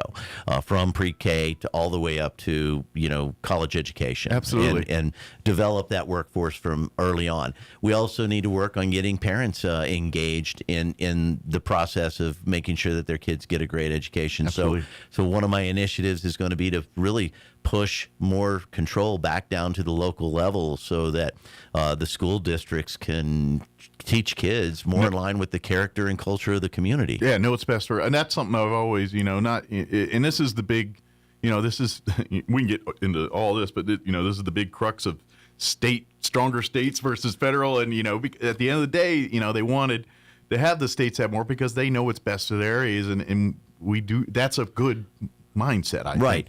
Well, when you have a top-down policy that pushes a one-size-fits-all blanket over the entire state, and especially a state that's as diverse as New Mexico, Sure. when you think about the 19 pueblos and the numerous Indian nations, and then you've got just the diversity in communities. When you think about the difference between Farmington to Espanola to Mora to Las Vegas, all the way down to Las Cruces. All of these communities are very, very uniquely different, and allowing them to have a little more control. I think when you do this top-down approach, you really limit or even completely eliminate innovation and creativity when it comes to making sure our kids get the best possible education that they can get. Well, if you want a good example of what happens when people from the top start making decisions that have no idea what they're talking about, look at BLM stuff, look at anything that deals with our forest fires and all that. Yes. A lot of that's because people are making decisions in D.C. that have no idea of the lay of the land around here. Absolutely. And there's people that are sitting in those backyards that have 10,000% better ideas on how to deal with it than anybody in D.C. does, and they don't follow it. Now you have things like, the spotted owl's missing. Well, it's because now their hunting grounds overcrowded, and that's why they're sitting in Walmart parking lots now. Right. But again, I'm getting down the tangent. I got to stop. I'm sure if we had all day, we could chase some rabbits. Just evidence that maybe they don't know what's best for you sometimes. Yeah, absolutely. We are running short on time, but folks, please come out and meet Greg here today. He's going to be at Stellar Coffee here at 11:30 this morning here downtown, 315 North Main. If you've never been down here before, come by and have a cup of Joe or something else and sit down and chit chat with Greg and find out a way to get more involved. Like you said, if you are tired of seeing what you're seeing, you need to get more involved. Whether it's getting more involved financially with a campaign or going out and knocking on doors, whatever you feel is best for you, I highly recommend you start getting involved in doing that. Absolutely. And I just encourage everybody, if you can't make it over today and you want to shoot me an email, you can shoot me an email at greg@greghull.com. Very good. Go out to the website, greghull.com. That is GREGGHULL.com. So, no relation to the hockey Bobby Hull and Brett Hull family. Well, not that I'm aware of. We could probably go back and see if there's a branch. Maybe they can campaign help if you find out. Say, Brett, I'm trying to change New Mexico. Come help us. Exactly. And if you'd like to get involved, send us an email. And if you'd like to make a contribution, we appreciate any support that we can get. So, absolutely. Hey, Mike, thank you so much. I appreciate you letting me come in and introduce myself to this great city of Roswell. Thank you. And of course, obviously, look forward to talking to you more soon here. And then, obviously, as governor, anytime we can help out, please let us know. Absolutely. Appreciate it. Thank you. Thank you, sir. God bless you guys. Take care. It is 8:52. Let's pause for news and sports. And I think I've got a couple commercials to play to pay for lunch. Don't go away. You're listening to Mornings with Mike Winters. With your Pecos Valley news updates, I'm Jared Cirillo. Thanks for joining us. Registration is now open for Artesia Little League. Sign-ups for the T-ball through majors levels are open from now until January 7th. You can visit Artesia Little League's website to register. Sign-ups for the junior and senior division will happen later. As a reminder, Artesia Little League is not run by the city of Artesia. The city asks that you direct any and all questions to Artesia Little League. On Monday, December 15th at 5 p.m., the Artesia City Council will hold a special meeting It will be at City Hall. The purpose of the meeting is to discuss and vote on a change to allow the recently annexed Paris and York areas and the North Ritchie area to be assigned voting districts. This would allow residents in those areas to participate in upcoming city elections. The special meeting will not be live streamed. The public is invited to attend and share any opinions they may have. You're up to date. I'm Jared Cirillo. It's time for the Chavez County Sports Report. We're going to pass along some basketball scores from last night. Successful season openers for the Roswell boys and girls basketball teams. The Coyotes guys, no problem, at home against Anthony Gadsden, 77-28. Roswell's girls had a little tougher time in Anthony playing Gadsden, but they won 36-33. Dexter last night girls action also knocked off West Las Vegas at home, 50-32. And congratulations to the guys selected to the All-Star football game, which will be played this Saturday in Artesia. For the big schools, Daniel Chavez-Gonzalez from Roswell, along with teammates Luke Lynn and Joaquin Bolaños. And for Goddard, Josiah Castillo was picked on the green team for the Rockets. The Sports Report brought to you by DSI. Call DSI for all your office technology needs. I'm Eric Butler at Roswell's Talk FM 106.5. I'm meteorologist Steve Hamilton with your Pecos Valley weather. We have cold front set to move into the area overnight. In the meantime, we'll get sunshine today, 58 for Roswell, 68 for Carlsbad, and we'll be at about 62 for Artesia. For the overnight hours, some clouds and a slim chance of a snow shower. Will be in the low 30s. Right back to sunshine on Thursday after some morning cloud cover. It will be cooler, highs in the mid-40s. That's your latest forecast. I'm meteorologist Steve Hamilton. All across America, this is the Red Apple Audio Network's Market Report, sponsored by Abacus Global Management. Good morning. Stocks open today with what's being called fragile optimism that stocks will keep rising through the end of the year after stocks rebounded modestly from declines on Monday. Bitcoin rose back to $90,000, and that helped stocks because now that some air has been taken out of the highest priced stocks, Bitcoin's being watched as an indicator of overall risk sentiment on investments. Wall Street thinks it's near certain that interest rates will be cut for a third time next week. That's boosted optimism, and bond yields stabilized after they had risen. Higher bond yields can drag prices down for other investments. Adobe Analytics says Cyber Monday sales set a record of $14 billion in online sales Monday, 7% higher than last year. Best Buy says two reasons their sales have been higher are because of people replacing technology they bought early in COVID, and they've also dropped some prices to target younger and lower income customers, and Best Buy says that's working. Okta, identity management for better security online, says business is up 12%. Bausch & Lomb rose because of rising demand for eye care. With business, I'm Joe Connolly. This is the Red Apple Audio Network's Market Report, sponsored by Abacus Global Management. What if the future of finance wasn't built around averages, but around you? At Abacus Global Management, we're reshaping financial planning around the most personal data point, your lifespan. But it's more than just insight, it's control. As a technology-driven asset manager, we're empowering investors with an integrated system to take command of your time, your future, your financial destiny. This is a new era of investing. Take control at abacusgm.com. Some wounds need expert care to heal properly. At Artesia General Hospital's Wound Care and Hyperbaric Medicine Center, we use advanced treatments like hyperbaric oxygen therapy to help chronic wounds heal faster. If you or a loved one has a wound that won't heal, call 575-736-8235 today and take the first step toward recovery. Visit Bush Appliance in Roswell to see the Whirlpool washer with two ways to wash, thanks to the 2-in-1 removable agitator. With a flexible capacity so you can take the agitator out for bulky loads or keep it in for items like jeans. Shop now at Bush Appliance in Roswell and get twice the washer that you have at home. Who you gonna call? Bush Appliance in Roswell. Stop by 111 West Country Club in Roswell or call 575-622-6390. Here's a Mornings with Mike Winters fun fact. The catfish has over 27,000 taste buds. Do you think they prefer fried or blackened? Here's Mike Winters.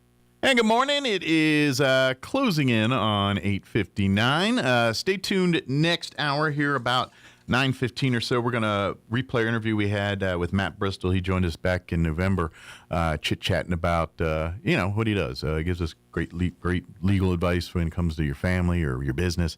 And we had a great conversation with him earlier. So we're going to play that for you next hour. Don't forget, if you caught part of that interview or missed any of that interview we had with Greg Hull, you can always go back and check it out.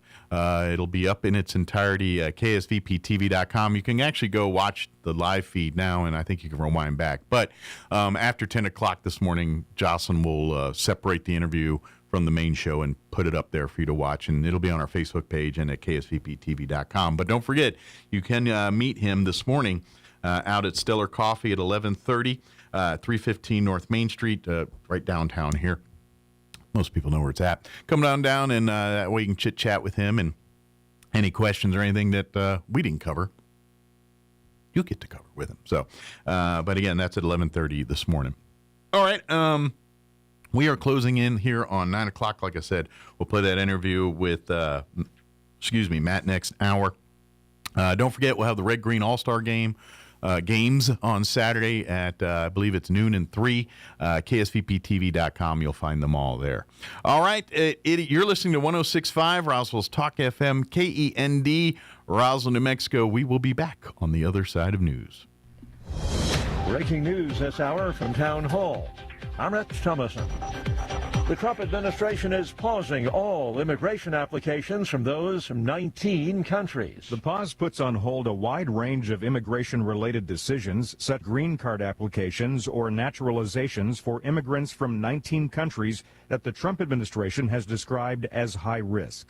Earlier this year, people from those countries were banned from U.S. travel. This latest crackdown is part of the president's sweeping immigration changes in the wake of last week's shooting of 2 National Guard troops by an Afghan national. Greg Clugston, Washington. In Tennessee, I am humbled beyond belief to stand before you tonight as your next representative. Republican Matt Van Epps, winner of a special election for a seat in the U.S. House from Middle Tennessee's 7th District. To President Donald J. Trump, thank you, sir. Your endorsement made the difference, and I will never forget it. Van Epps defeated Democrat Afton Bain to keep that seat in GOP hands. President Trump is pardoning Texas Democratic Congressman Henry Cuellar and his wife in a federal bribery and conspiracy case. Mr. Trump citing what he calls a weaponized justice system under then-President Biden. While describing the U.S.-Russia talks as constructive, a top Kremlin aide says there have been no breakthroughs toward ending the war in Ukraine. Vladimir Putin met yesterday with U.S. presidential envoys Steve Witkoff and Jared Kushner at the Kremlin. Not guilty, the plea entered on behalf of the Afghan national charged with murder and assault for last month's shooting of 2 National Guard members in Washington, D.C. First big snowstorm of the season left up to a foot of snow on the ground in some parts of the Northeast. That storm's impact was felt from Ohio all the way up into Maine. Wall Street, the Dow up 171 points, NASDAQ ahead 10. More on these stories, townhall.com. Everybody wants cheap airfare, but where do you find it? You call low-cost airlines. Their prices are direct from the airlines, and they're so low you can't find these fares published anywhere. They specialize in cheap flights, discount hotel rooms, cheap car rental rates, and great package deals anywhere around the world. Wherever you want to go, they can help you get there cheaply and with a best price guarantee. If you want the lowest prices on your airline tickets or other travel services, call now. That's right, call. That's the only way to get these rates. Experts are standing by 24/7 to get you the cheapest airfare and hotel rates available. So don't wait. Call right now for the lowest travel prices anywhere and for great last-minute travel deals too. Call 866-755-5300. That's 866-755-5300. Again, that's 866-755-5300. Call us right now. A year after a coup attempt in South Korea, the country's president says there's much to do to make sure it cannot happen again. He says an investigation into the insurrection continues. He said that he will make December 3rd the national holiday so that people in the next generation can remember how the Korean people had valiantly fought to keep the democracy. And he said that South Korean people also deserves a Nobel Peace Prize for their valiant effort. At the same time, he changed gear a little bit, saying that there needs to be a harsh punishment against what he described as the designers of the coup d'etat. The BBC's Jay Kwan in Seoul. Israel says partial remains returned by terrorists earlier this week do not match the hostages remaining in Gaza. The missing remains threaten to stall the ceasefire between Israel and Hamas in its first phase, but Israel is also promising to open the Rafah crossing between Gaza and Egypt in the coming days. Townhall.com. Talk about high egg prices. This one, a rare Fabergé egg crafted for Russia's royal family, has sold for more than $30 million. The egg auction by Christie's in London on Tuesday was just one of 7 remaining in private hands. It's made from rock crystal with a snowflake motif of platinum and 4,500 tiny diamonds. It opens to reveal a basket of jeweled quartz flowers. The egg was commissioned by Tsar Nicholas II in 1913 as a present for his mother. It changed hands several times and was believed lost until it was auctioned in 1994. It shattered the previous record of $18.5 million paid for another Fabergé egg in 2007. Keith Peters, Washington.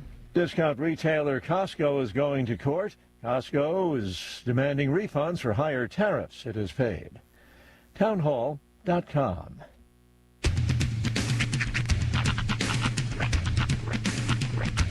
What in the wide, wide world of sports is going on here?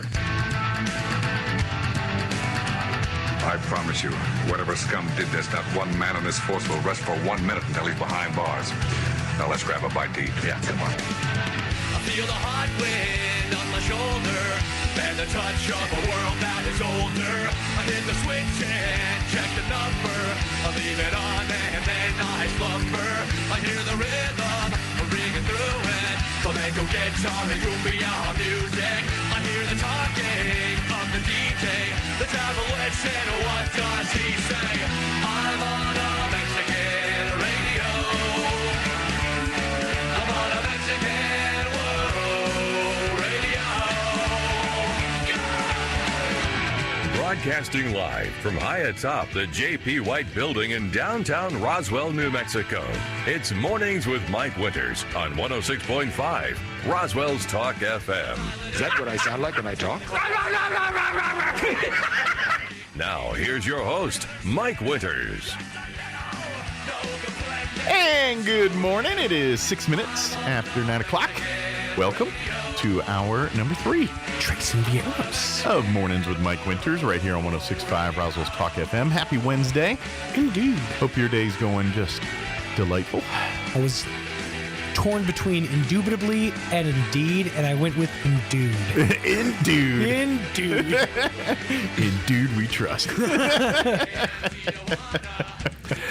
I tip a White Russian to you. Sometimes when your brain stands at a fork in the road, you can choose both paths. Just barrel down the center of that bad boy. They should, you know, they do this in every other movie. Why haven't they, like, re-digitized The Big Lebowski and repackaged it in some way, shape, or form? I don't know. You know, that's one that I think could stand a theatrical re-release. Did you hear what's coming? I believe it's this Friday. Huh.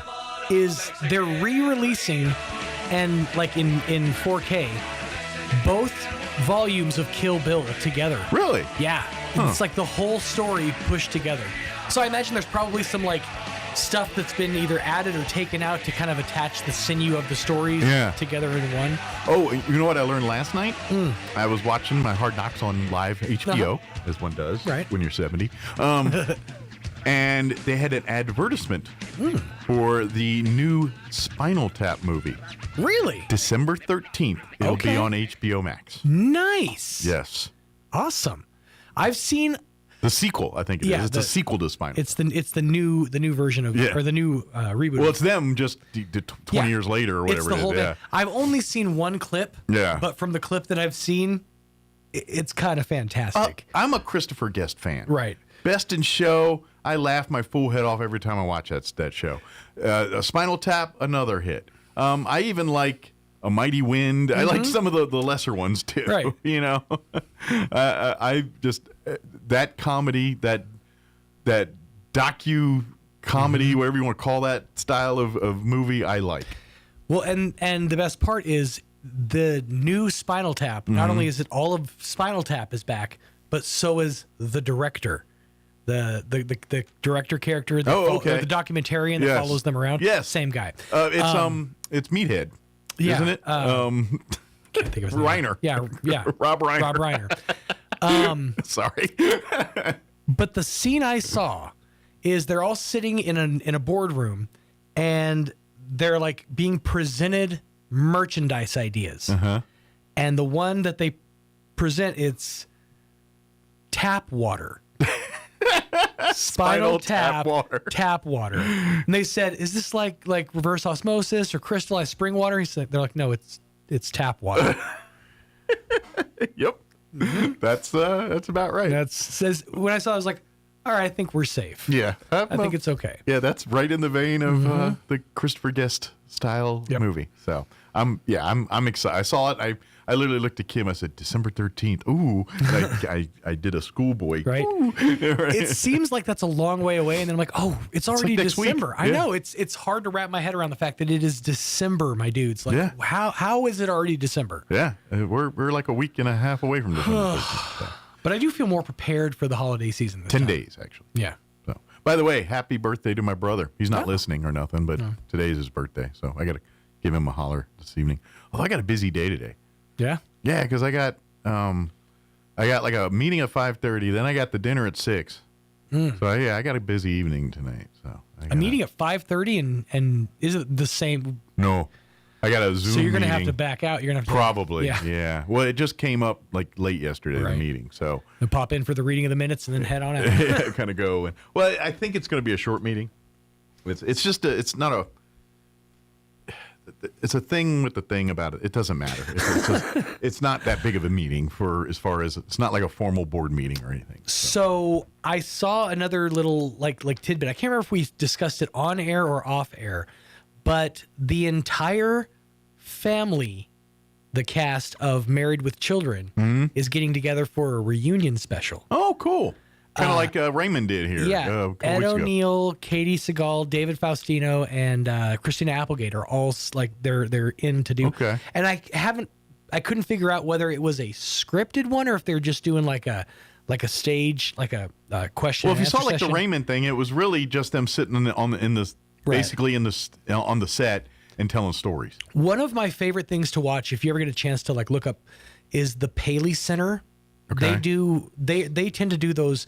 Where they have the stage with all of the seats, and it's basically like the original cast of such and such, and they'll come on and they'll just for like an hour share stories. If they do like Raymond, I imagine they'll probably bring on they'll have the core family as the main guys, and then they'll bring in like Marcy, and then they'll bring in Steve, or they'll bring in the guy that replaced Steve that was from Revenge of the Nerds. I can't remember his name. I want to know if they're going to bring back Seven. If you don't remember, at the very tail, I'm trying to think. The last season of Married with Children, I think it was the last season. I kind of sort of do, but I don't. They pulled a Cousin Oliver. Okay. They had, I think it was like Peggy's or Peg's sister had a kid. Okay. And they couldn't take care of it anymore, and so he went to live with the Bundys, and the kid's name was Seven. Oh, maybe I was out by then. I don't remember much. And about that. it might have even been like the next to last season, because he disappeared. Like he was there for like 7 episodes and then never mentioned again, except for in like a later episode. I want to say like maybe one of the next to last episodes. They're all having breakfast and there's a milk carton on the table with the "Have you seen this kid?" and it's Seven. Oh wow! So the producers referenced the kid. They're like, well, we don't know what happened to him. He's missing.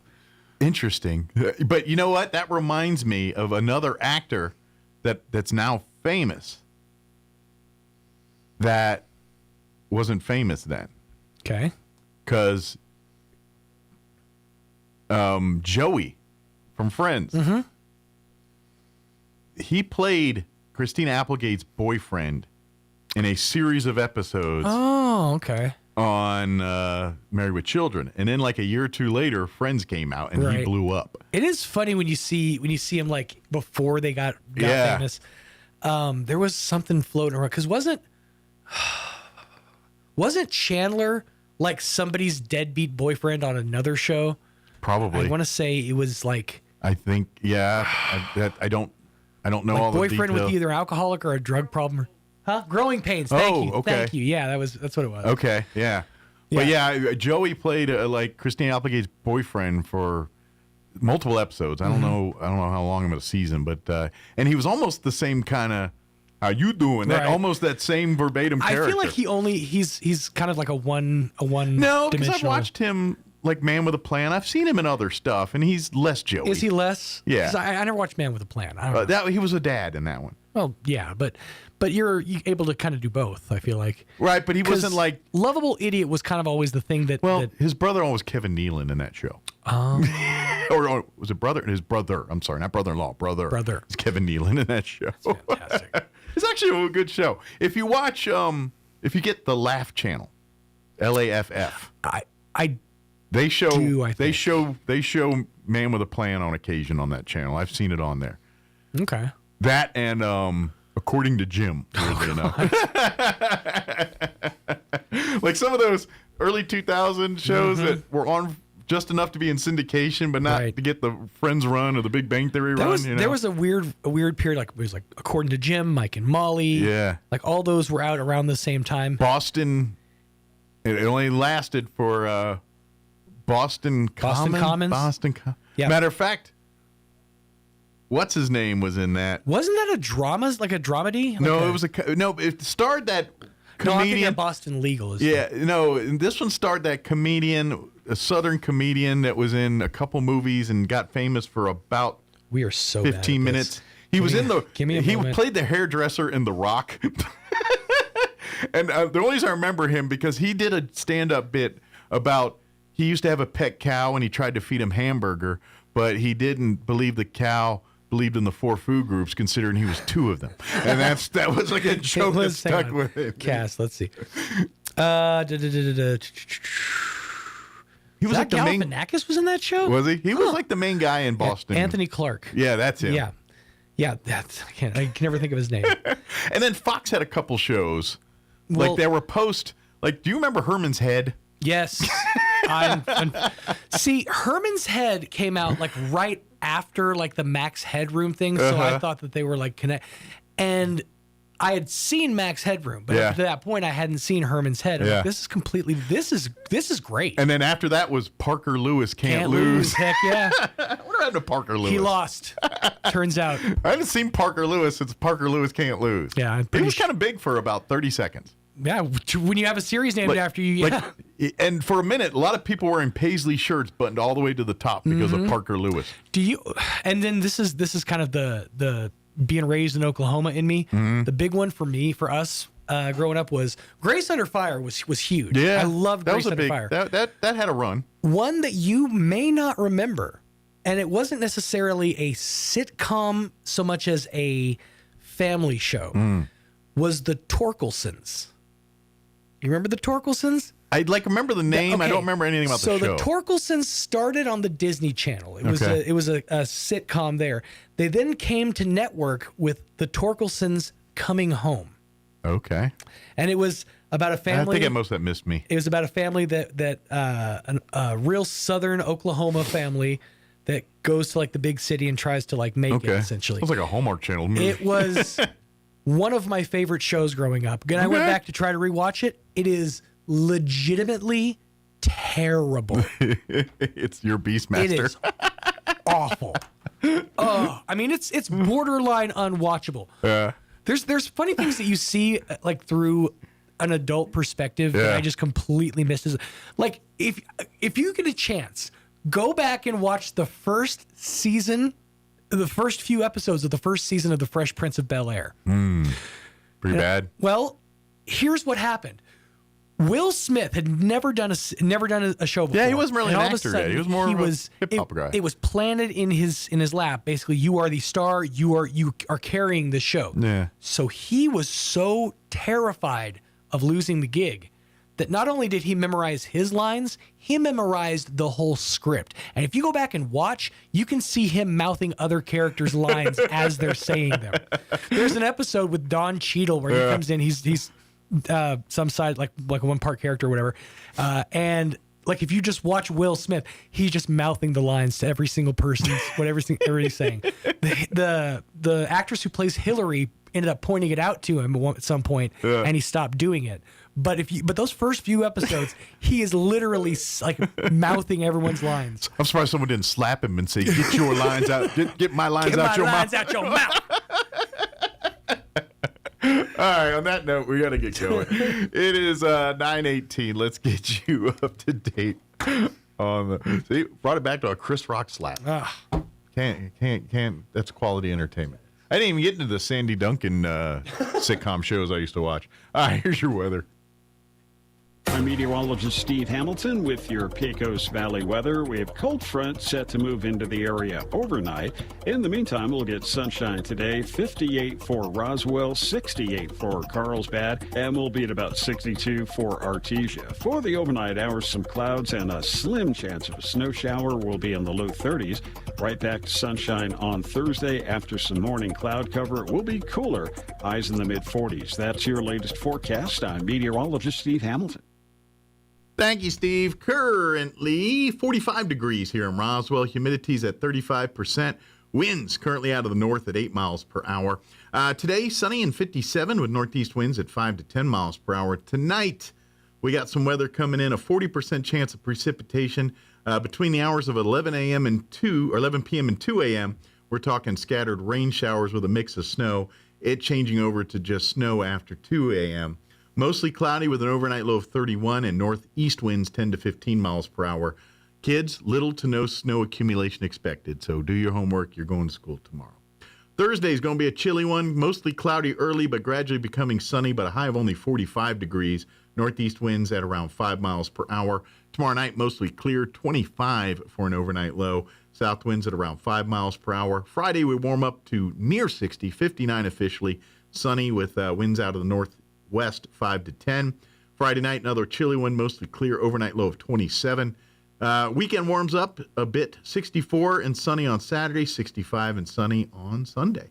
All right, 9:20, we're going to take a quick commercial break, and then we're going to play our interview with Matt Bristol from Bristol Office from actually back in November. Don't go away.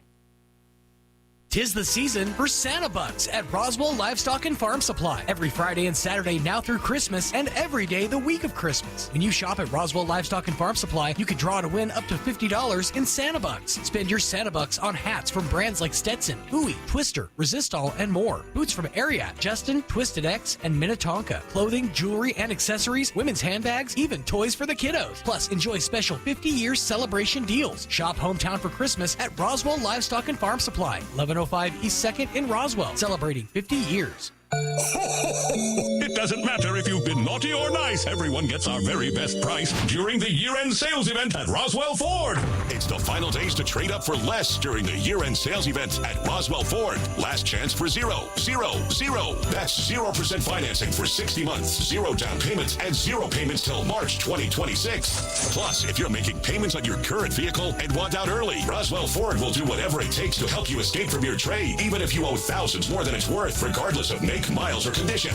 Worried that your credit is on the naughty list? Roswell Ford has partnered with more aggressive lenders who will push to approve your credit, even if it's less than perfect.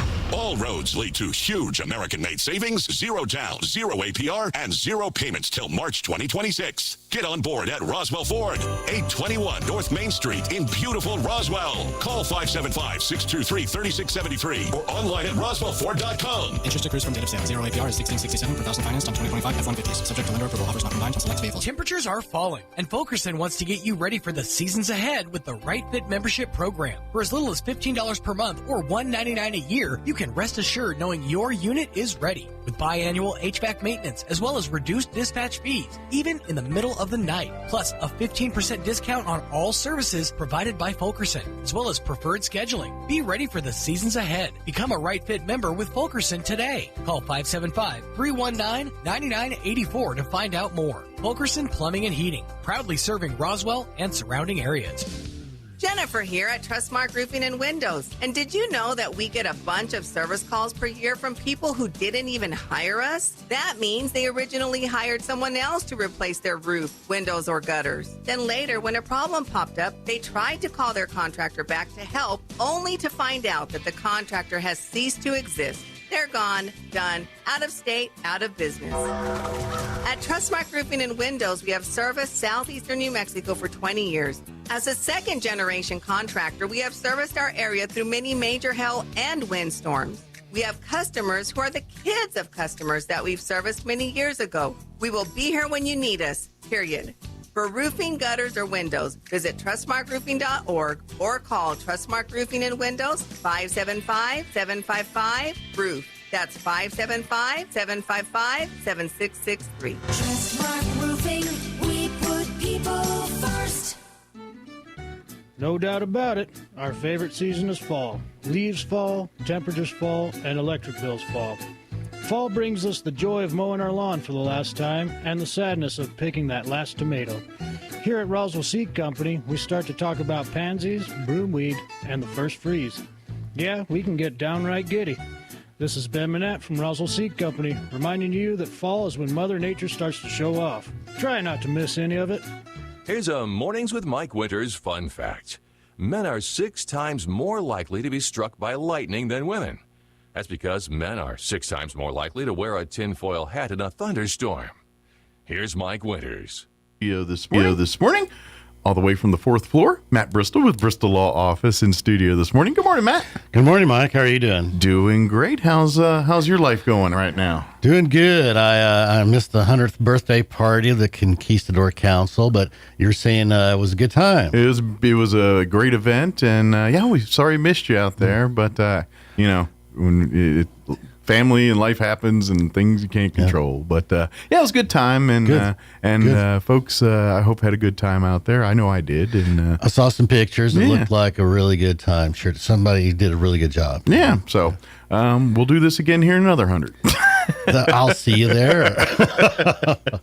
I'll be floating in because I'm pretty sure I'm a ghost at that point. And you were talking about the Veterans Parade Saturday. The Scouts did not make the parade, but because they were down at the Veterans Cemetery to clean up trash. Yeah. Troop 7 and 72 were down at the Veterans Cemetery. Yeah, they were doing service at other parts of town on the weekend here, and so trying to do our bit. Although I did catch some other Scouts in the Conquistador Council celebrating some Veterans Day celebrations and down in Hobbs and area, and I think Carlsbad, stuff like that. Oh, awesome. So. And is RHS doing something today? Yes, thank you for of course, Goddard had their Veterans Assembly last week.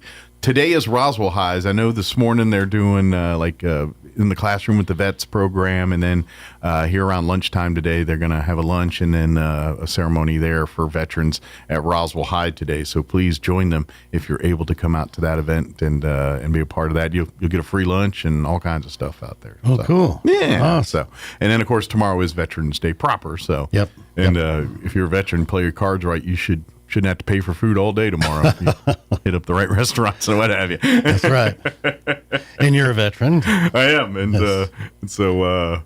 although I try to take advantage of that, but it's hard. It's hard work. In my younger days, it was much easier, but nowadays I'm like, I'll just eat one meal. When I was in high school, I worked with a gentleman. I was a World War II vet, 101st Airborne. Okay. And he was in the second wave of gliders at Normandy. He fought at Bastogne. Oh, man, he had some stories. Well, to be honest, and I'm not trying to... The fact that he was in the glider program and survived the war is in and of itself a feat of amazing talents. That's just... Not a lot of those folks came back. Not a lot of folks even get the chance to get into the fight. They got, those gliders crashed sometimes before they even got to where they're supposed to get to and things like that. So it was dangerous business. That sure was, Yeah, absolutely. But for folks not familiar, Matt joins us each and every month. Matt, Bristol Law, he's an attorney, in case you didn't know.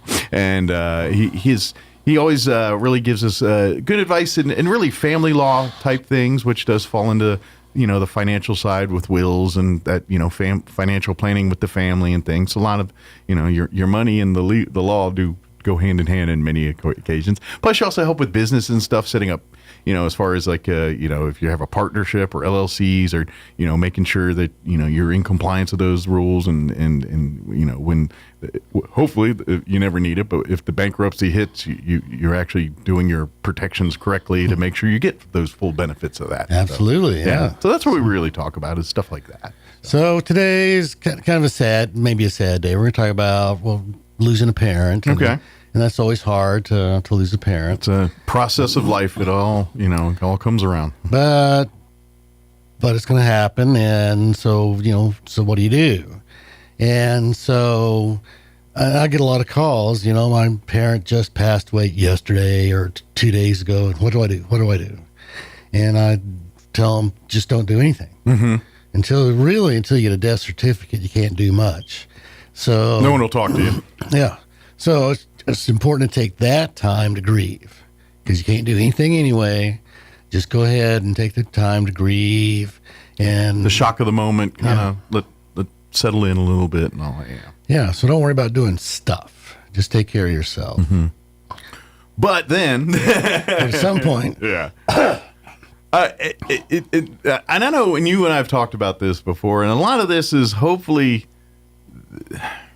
the key to this. What happens next is if you had conversations before, and this is, and I know we'll kind of get into what happened next here, but something you always say, and we've always said, is that, pick a time, whatever it is, and sit down and let the people that, when you die, let them know where stuff is, even if it's a file cabinet that says, when I die, go here. Everything you need to know is in this file cabinet. Whatever that is, have that conversation. We recommend a safe deposit box. Yeah. With everybody's name on it, so everybody can get into it after a parent passes away. Mm-hmm. So it's important to have a couple of kids' names on it. But if, parents, if you think about it, if there was a fire and the car was destroyed in the fire, excuse me, do your kids even know what insurance company to call? Mm-hmm. Exactly. I mean, little things like that. Yep. So put that in the safe deposit box. It's have a plan. Whatever the plan is, have that plan. But sorry, I kind of stepped on your parade there a little bit. No. Not at all. Not at all. Another thing I discuss is don't rush out and close bank accounts. In fact, you want to keep at least one bank account open for a year. Mm-hmm. And do you know why? In case, paying bills, move money, it's a lot easier to do it there than you're paying out of your own personal finances. Well, if a check comes in, so let's say mom passes, mm-hmm. and if a check comes in for some reason made out to mom, so maybe it's a refund, deposit it. Yeah. Maybe it's a refund on car insurance or tax refund or who knows, but it can only be deposited in an account with mom's name on it. Yeah, makes sense. Yeah, I didn't think of that, but yeah. You want to keep that account open? I don't know. None of my relatives had money coming in, so. Usually it was the other way around. And then we get questions on what bills should I pay of mom? And the answer is be very judicious, very cautious. Just don't pay, every little thing that comes in. Yep. Because generally there's, probably not enough money because mom's Social Security check just stopped. When my mom passed back in 2004, that's when I found out she had a finger hut obsession. Uh-oh. If y'all remember finger hut back in the day. Yeah. Lean to say they did not get their money. Yeah, so for things like that, you get on the envelope, you just write deceased, return to sender, and just take care of it that way. Because another question we get is, all these credit card bills are coming in. Do I inherit mom's debt? Yes, and the answer is not necessarily. So. The answer is no, not for 200 years. No. We haven't inherited somebody's debt. So the estate of mom may be liable, but mom's children are not liable, do not inherit debt. Now, that being said, they can take a house or something, right? Or is that still... Well, depending on who you owe money to, like the bank here. I mean, how does that work? Well, that's a whole nother headache. Yeah. Okay, so so if mom leaves the house to Mike, does Mike inherit the debt on the house? And the answer was no, you don't inherit debt. And you never sign the mortgage. You never sign the loan papers. So you're not liable for the debt on the house. But if you don't own a house, you can't give away the house, which technically you don't own the house, right? If there's there's two ways to finance a house. Right. There's owner finance, which is a real estate contract. Sure. And then there's borrow the money and put a mortgage, right? Right. Those are the two major ways of buying a house. So owner finance, real estate contract, the buyer does not own the house until they make the last payment. Right. And then that's when they get the title to the house. In the other instance where you borrow the money from the bank to buy the house, the buyer gets a deed to the house, becomes the owner. Okay. Because if you're going to give it as collateral, I mean, you have to own it first, right? This is true. Okay. So if mom financed the house with a bank loan, then mom is the owner of the house subject to the mortgage lien. Okay. And that's how Mike takes the house.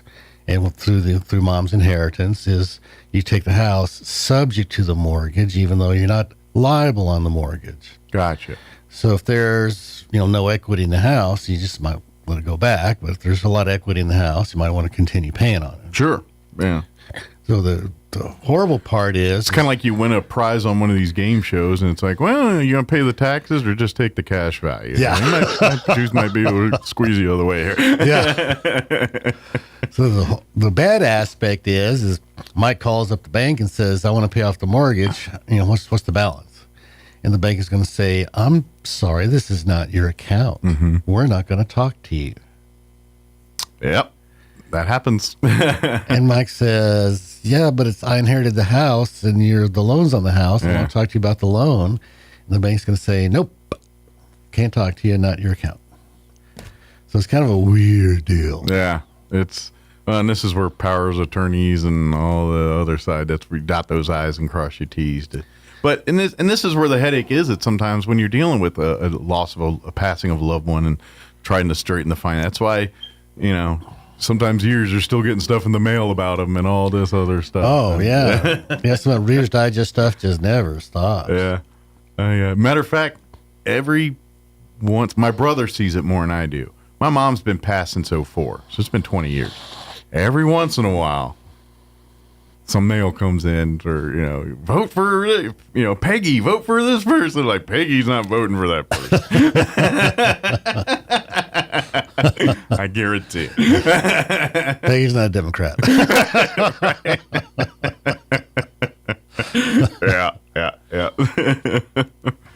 But, it's I get it. It's confusing. But, again, this is why we listen to Matt and take some of these paths here. Yeah, so another confusing thing that happens to clients is, I'll get a phone call and it says, hey, my dad just passed away. And I say, well, I'm very sorry.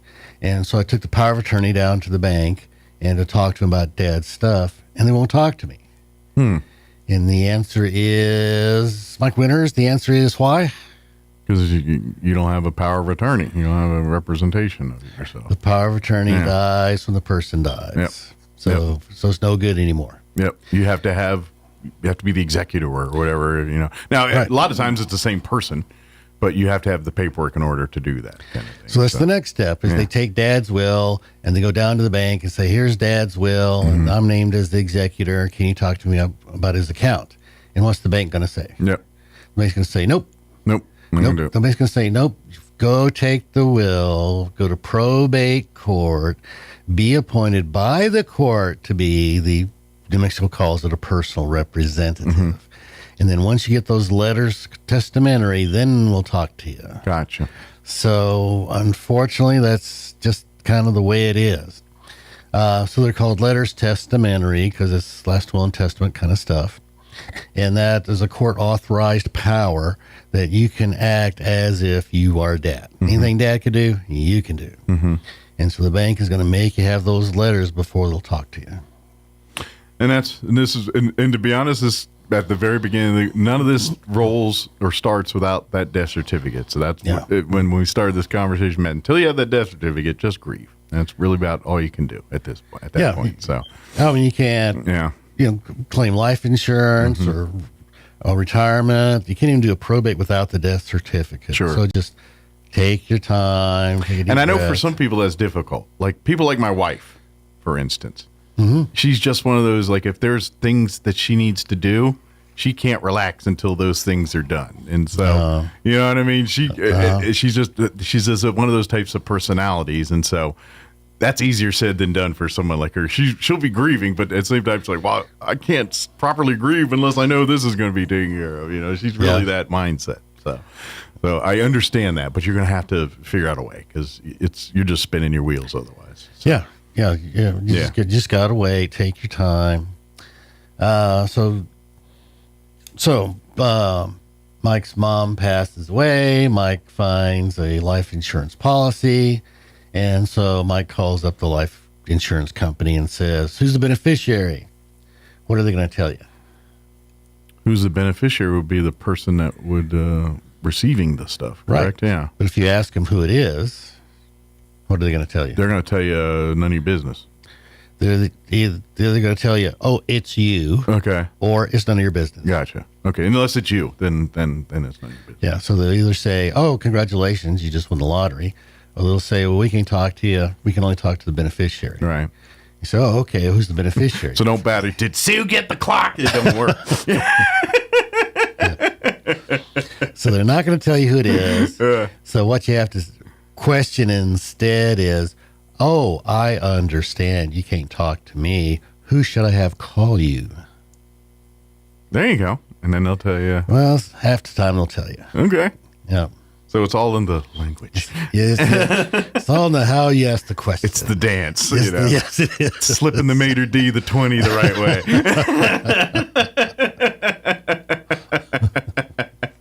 I got you. Very good. So here's a twist. Do you know who your heirs are? You have no heirs. Why? We did this one. We did this one. Yes. I just can't. It's you know the it's answer? a Monday. I just can't. I don't remember what the information. Yes. So bail me out. What is the reason? I know we have no heirs. I don't remember the reason why. Living people have no heirs. There it is. That's it. Yeah. If you're live, you have no heirs. You gotta be dead to be an heir. Yep. So what if I'm a zombie? I'll have to check on that.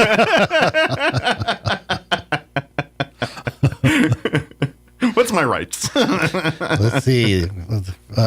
So condition preceding would be you're dead, right? Right. Okay, you're dead. Yeah. You're either dead or dead. Yeah, I mean, I'm brain dead, so yeah, technically, I mean, I eat brains, but I don't think you can have a conversation with a zombie. But then it depends on the movie, because I know, like, some zombies are slow and kind of, but then others are a little more with it. So I don't know. It just depends on the movie zombie you have. Well, that one with Will Smith, the zombies were, couldn't go out in the daytime. Yeah. But at night, I mean, they were super strong, super fast. Yeah. And then other movies are really slow. Yeah, like Walking Dead, you have to, the only reason they're menacing is there's 1,000 of them. Like if it's just one, they just kind of amble up and knock them in the head and you're done. Yeah. But sorry, we got locked up. Got off on the zombie trail. That's right. It happens. So let's say, so your spouse passes away. Okay. Do you inherit your spouse's debt? Yeah, because generally most of her debt's probably your joint debt.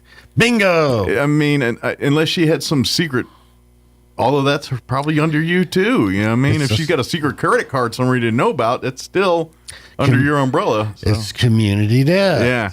So you don't inherit the debt. You were always liable for the debt because it's a community debt. Yeah. So you're on the hook on that one. But there's only 8 community property states.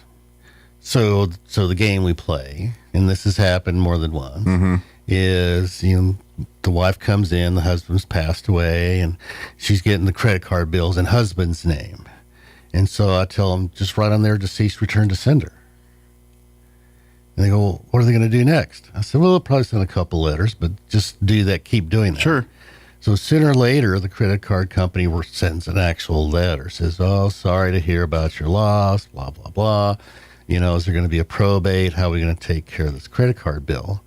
And so the letter we write back is, hey, that was husband's name only, okay. and only he's liable, and no, there's no probate, because that's how it is in other states. Gotcha. Okay. So we play their game. So as long as they're not really up on New Mexico law, they probably won't pursue it so much.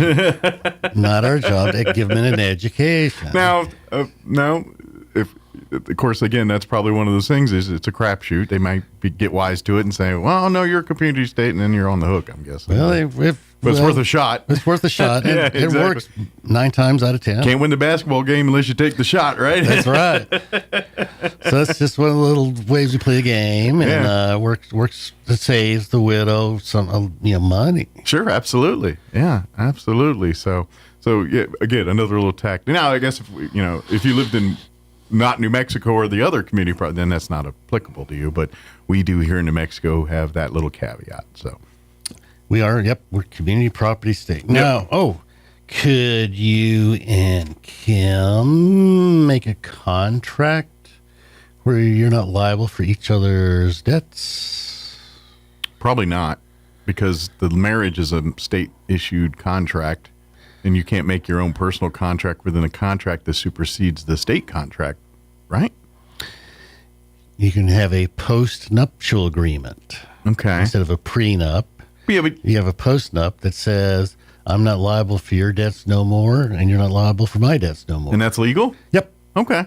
Because I was just thinking, it's like, but, I mean, to me, that just kind of sounds like, well, I just don't want to pay anymore. I don't, well, but your community property, when you signed up for this debt, you did it together, therefore you're on the hook for it together. Well, all debt up to that date is community debt. Yeah. But once there's a signed contract, then that changes. Okay. And people typically separate their assets as well. But so we, the public, have to accept the contract that these two people said, well, I decided I wasn't going to pay this stuff anymore, and we agreed to it. Now they're dead. Yeah. So where that's come in handy is a couple has some money. Okay. Okay. But now we're looking at nursing homes. Well, if Kim goes into the nursing home, right, you have to spend down the cash, the 401k, the IRA. You got to break the bank for the whole relationship to get them into the home. Right. Yeah. So you have to spend however much, $200,000 or $300,000 down to $2,000, and gee whiz, that's a big hit. Gotcha. But if you'd had a post-nuptial agreement, 5 years ago that separated the assets and debts, then her nursing home debts are not your debts anymore. Hear that, Kim? When I go senile, do that there. Yeah. I mean, you got to pad me up and all that. So you only lose half the assets instead of all the assets. Gotcha. Makes sense. Okay. It's on its surface in any other way other than I was like, well, it seems like someone's just copping out of something here a little bit. But what seems odd that you could change everything. Oh, you don't want to pay anymore? Well, me either. It seems odd you could do that, but you can. But it has to be in writing. Gotcha. Okay. Because I do have clients that come in typically for a bankruptcy, and it's like, well, I'm going to file bankruptcy on my credit cards, not my husband's, because we've always kept our money separate. Gotcha. Always kept our money separate. Mm-hmm. And my answer is, well, that's unless it's in writing, it don't count. It doesn't matter. Yep. So. His debts are your debts. Yep. So interesting. Okay. Good tip, though. I was like, man, that might come in handy. I'm hoping a few years down the road, not soon, but you never know. I might turn crazy tomorrow. Well, we never know, do we? That's true. Had a friend of mine, little old man friend of mine, went out to get the mail one day and tripped and fell and just face planted and passed away 3 days later. Oh, man. Just traumatic injuries. Yeah, it happens. Just out of nowhere. It does. I mean, how many times? It's matter of fact, one celebrity just died recently, and it really was attributed to something that they had a fall or something a couple of weeks ago. It was Ace Frehley, the Kiss, He literally, his death was because related to the fall he had 3 weeks earlier or something. Oh, And my just God. the- Had yeah. some kind of blood clot? Yeah, something like that. Yeah, it was something along those my lines. gosh. So, yeah. I was just remember, something like that. So, yeah, That's same terrible. situation there. That's terrible. Yeah, it happens. Yeah, we got a few more minutes here. What's a few? I'd say a good another 5 minutes here. Oh, okay. I got to play some. I got to figure out what's next on what we're going to play here and see what it works. So That's right. This is the first day with the new equipment. Yeah. And you can't hear half the stuff that goes on. I got allegedly more show I got to play before the top of the hour. We're going to find out together. Maybe you have to put the radio on, the app on your phone, so you can listen to it that way and see if it's coming through. Well, the problem is it's like a minute behind, so that'll drive you crazy for sure. Yeah. So, if the deceased person has a will, must there still be a probate? I would think so, right? Well, like most legal answers, it depends. Yeah. So it depends. Depends on the will, I guess, and how it's written and what's in it. Depends on other people. Okay. So if the bank is going to be the one that's not going to release the account, and they're going to make you probate. Okay. Real estate always triggers probate to happen. And the reason is the court has to appoint someone to be executor or personal representative with letters testamentary that gives them the authority to sign the deed over to the heirs. Gotcha. So real estate always triggers probate. So the fix for that is a transfer on death deed, and that'll take the real estate out of probate. Okay. But it's always other people going to make you go through probate. So having a will doesn't necessarily avoid probate, but it may streamline it a little bit. Especially in second marriages, at least it sorts out who gets how much of what. Gotcha. And so that's the good thing. But when people come in, we spend a lot of time talking about how to avoid probate with the banks, life insurance companies, that kind of stuff. Okay. Very good. So one of the wonders of the ancient world was the Colossus of Rhodes. Okay. Great big statue. Yeah. In fact, it was so famous that the people were known as the Colossus people, not the Rhodes people. Okay. And that's why Paul wrote the letter to the Colossians. Yeah, I was on collegiate Colossians. Colossians. The Colossus because people. They're like the Roswellians or that's what we called them. Yeah. So instead of the Rhodes people or people of the island of Rhodes, they're the Colossus people. Interesting. That's where that comes from. I always wondered, where in the heck Colossus was? Right. What country that was. Yeah. Oh, yeah. Hanging out in that Colossus. They're bigger people. Yeah. So I always thought that was interesting. It is neat. Of course, if you heard any of what we were talking about here today, say, I probably need to get my ducks in a row here. Or if you're dealing with any type of family issues or business, if you're setting up a business and you're like, I need to get that ducks in a row, please don't hesitate to reach out to Bristol Law Office and let Matt and his team, tell you whether, you need to do this, and this, or, what, you're covered with this. And Be glad. Yes. Yes. If it ain't broke, don't fix it. Well, and having a conversation with Matt ahead of time could save you a lot of money and headache down the road. Oh, and yeah. That's what we're trying to, So if you're doing a business adventure, hey, planning a marriage, anything else, and you're thinking, I need to maybe sit down and talk with Matt before I do some of this stuff, please don't hesitate to set that up. And Matt, he'll consult with you and then determine what needs to happen next based on what your story is. Truly, an ounce of prevention is worth a pound of cure. And it's just a lot cheaper to talk to somebody first and then instead of trying to fix it in the back end. Now, if you wait till the end of the ball game here to get Matt will still help you, but it does limit his options on how he can help you. Yeah, so bristoloffice.net or 625-5284. Yeah, absolutely. Call and leave a voicemail, or if you do not get live people, and don't hesitate and let Matt and his staff work with you and help out. I know. Be glad to. Absolutely, and we do appreciate all that you do, and it's fun. I enjoy our conversations each month, so keep we'll keep having them and keep coming down. And thank you for working with Gremlins today. Oh, no worries. I enjoyed it. Hopefully there'll be less next month. Hopefully I'll figure it out by then. Well, hopefully so, yes. If not, there might be another guy sitting in the chair. I don't know. Well, maybe Sean can help when he gets back. That's right. Yeah. No, he can't. No, he doesn't know anything about this either. So he's actually pulled back the curtain working on a different system than the other system. And so, yeah, it's I'll sit down and tell you a story one day. It's a whole thing. Well, we'll have to depend on Gene then. There you go. Matt, appreciate it as Thank always. You, Mike. And Enjoyed it. We'll see you next time. And see you next month. Enjoy the weather. It's kind of a nice little change. It is very nice. Absolutely.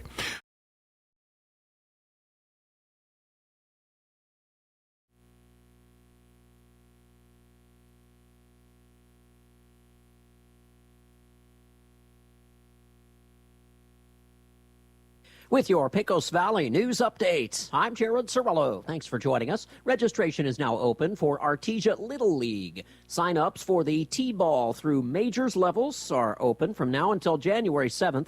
You can visit Artesia Little League's website to register. Sign-ups for the junior and senior division will happen later. As a reminder, Artesia Little League is not run by the city of Artesia. The city asks that you direct any and all questions to Artesia Little League. On Monday, December 15th at 5 p.m., the Artesia City Council will hold a special meeting. It will be at City Hall. The purpose of the meeting is to discuss and vote on a change to allow the recently annexed Paris and York areas and the North Ritchie area to be assigned voting districts. This would allow residents in those areas to participate in upcoming city elections. The special meeting will not be live streamed. The public is invited to attend and share any opinions they may have. You're up to date. I'm Jared Cirillo. Your morning cup of Sean. This is the Sean Hannity Morning Minute. This truck driver is now charged with killing this newlywed couple. Horrific crash in Oregon. An illegal immigrant granted a commercial driver's license in the United Socialist Utopia of Gavin Newsom's California, according to the feds. Now, if you read liberals, they apparently yesterday Hollywood is stepping up to the plate. They're going all in on donating to Gavin. I've watched this movie before. Just because you get the early money and you become the early front runner doesn't mean you end up being the candidate. But I'd say he's probably, as of today, 3 years away, he's probably the odds-on favorite, I would argue, to be the Democratic nominee. The Conservative Underground meets later today on the Sean Hannity Show. You know, with war in the Middle East, war in Europe, I mean, so many untold tens and tens of thousands of people have been suffering, and they are all in need of the bare necessities of life. They need food and water and medication and clothing and shelter. You name it, they need it. Told you about Maria, 85 years old, lives alone, nearly blind, broken hip, a Holocaust survivor. Her father and brother murdered by the Nazis. Now, she still lives in her childhood home. She doesn't have indoor plumbing, no heat, it's bitter cold, and she barely has enough food to survive. Now, you can help us through the International Fellowship of Christians and Jews. For example, a $25 gift will provide survival food boxes, and that's life-saving aid for people like Maria. Whatever you can donate, your generosity makes it all possible. Call now, 888-488-IFCJ, 888-488-IFCJ, or online, just go to HannityForTheFellowship.org. That's HannityForTheFellowship.org.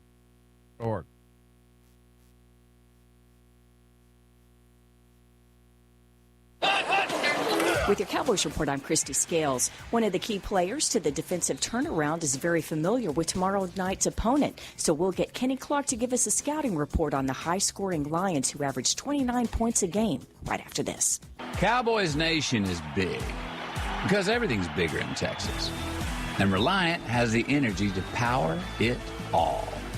From home field advantage to home sweet home, Reliant has Dallas Cowboys fans all across the Lone Star State covered for every electric moment this season and beyond. Reliant, proud to be the official energy provider of your Dallas Cowboys. Reliant, PUCT number 10007. Whether you're getting ready to purchase a home, setting up a college fund for your kids, or preparing for retirement, you're working hard to live a life you love. And you deserve peace of mind knowing your home, loved ones, and future are protected. At SWBC, we can help you assess your personal situation and create a customized solution to make sure you're prepared for whatever life throws your way. Visit SWBC.com to learn about your mortgage, insurance, and wealth management options today. That's SWBC.com. Tomorrow night in Detroit, two teams on the outside of the NFC playoffs. The Cowboys and Lions need wins to keep postseason hopes alive. It's a tough test for a much-improved Cowboys defense that during this three-game win streak is allowing a stingy average of 69 rushing yards a game. Defensive tackle Kenny Clark, who arrived in Dallas via the Micah Parsons trade, used to play the Lions twice a year as a Packer, so he knows what it takes to slow down the 1-2 punch of running backs Jahmyr Gibbs and David Montgomery, as well as disrupt the precision passing of Jared Goff. You know, one guy can't just stop the run. You know, everybody got to be on top of it. You know, at the end of the day, you know, you can have all the pretty moves and all that kind of stuff, but you got to be relentless and have effort to the quarterback. Kickoff tomorrow night, 7:15 Central, right here on your radio home for the boys. I'm meteorologist Steve Hamilton with your Pecos Valley weather. We have cold front set to move into the area overnight. In the meantime, we'll get sunshine today, 58 for Roswell, 68 for Carlsbad, and we'll be at about 62 for Artesia. For the overnight hours, some clouds and a slim chance of a snow shower will be in the low 30s. Right back to sunshine on Thursday after some morning cloud cover. It will be cooler, highs in the mid-40s. That's your latest forecast. I'm meteorologist Steve Hamilton. With the Wall Street Business Report, I'm Rich Thomason. Wall Street opened higher this morning following up on yesterday's gains for the Dow, NASDAQ, and the S&P. Payroll processor ADP reports the U.S. lost jobs for the third time in 4 months. More data for Federal Reserve policymakers as they consider whether to cut interest rates again. The Federal Open Market Committee will be meeting next week. The Cyber Monday numbers are in. U.S. shoppers spent $14.25 billion on Cyber Monday, pushing total online sales over the Thanksgiving weekend to $44.2 billion. That's according to an Adobe Analytics report, as consumers found offers on everything from gadgets to household essentials. Spending rose 7.7% during the so-called Cyber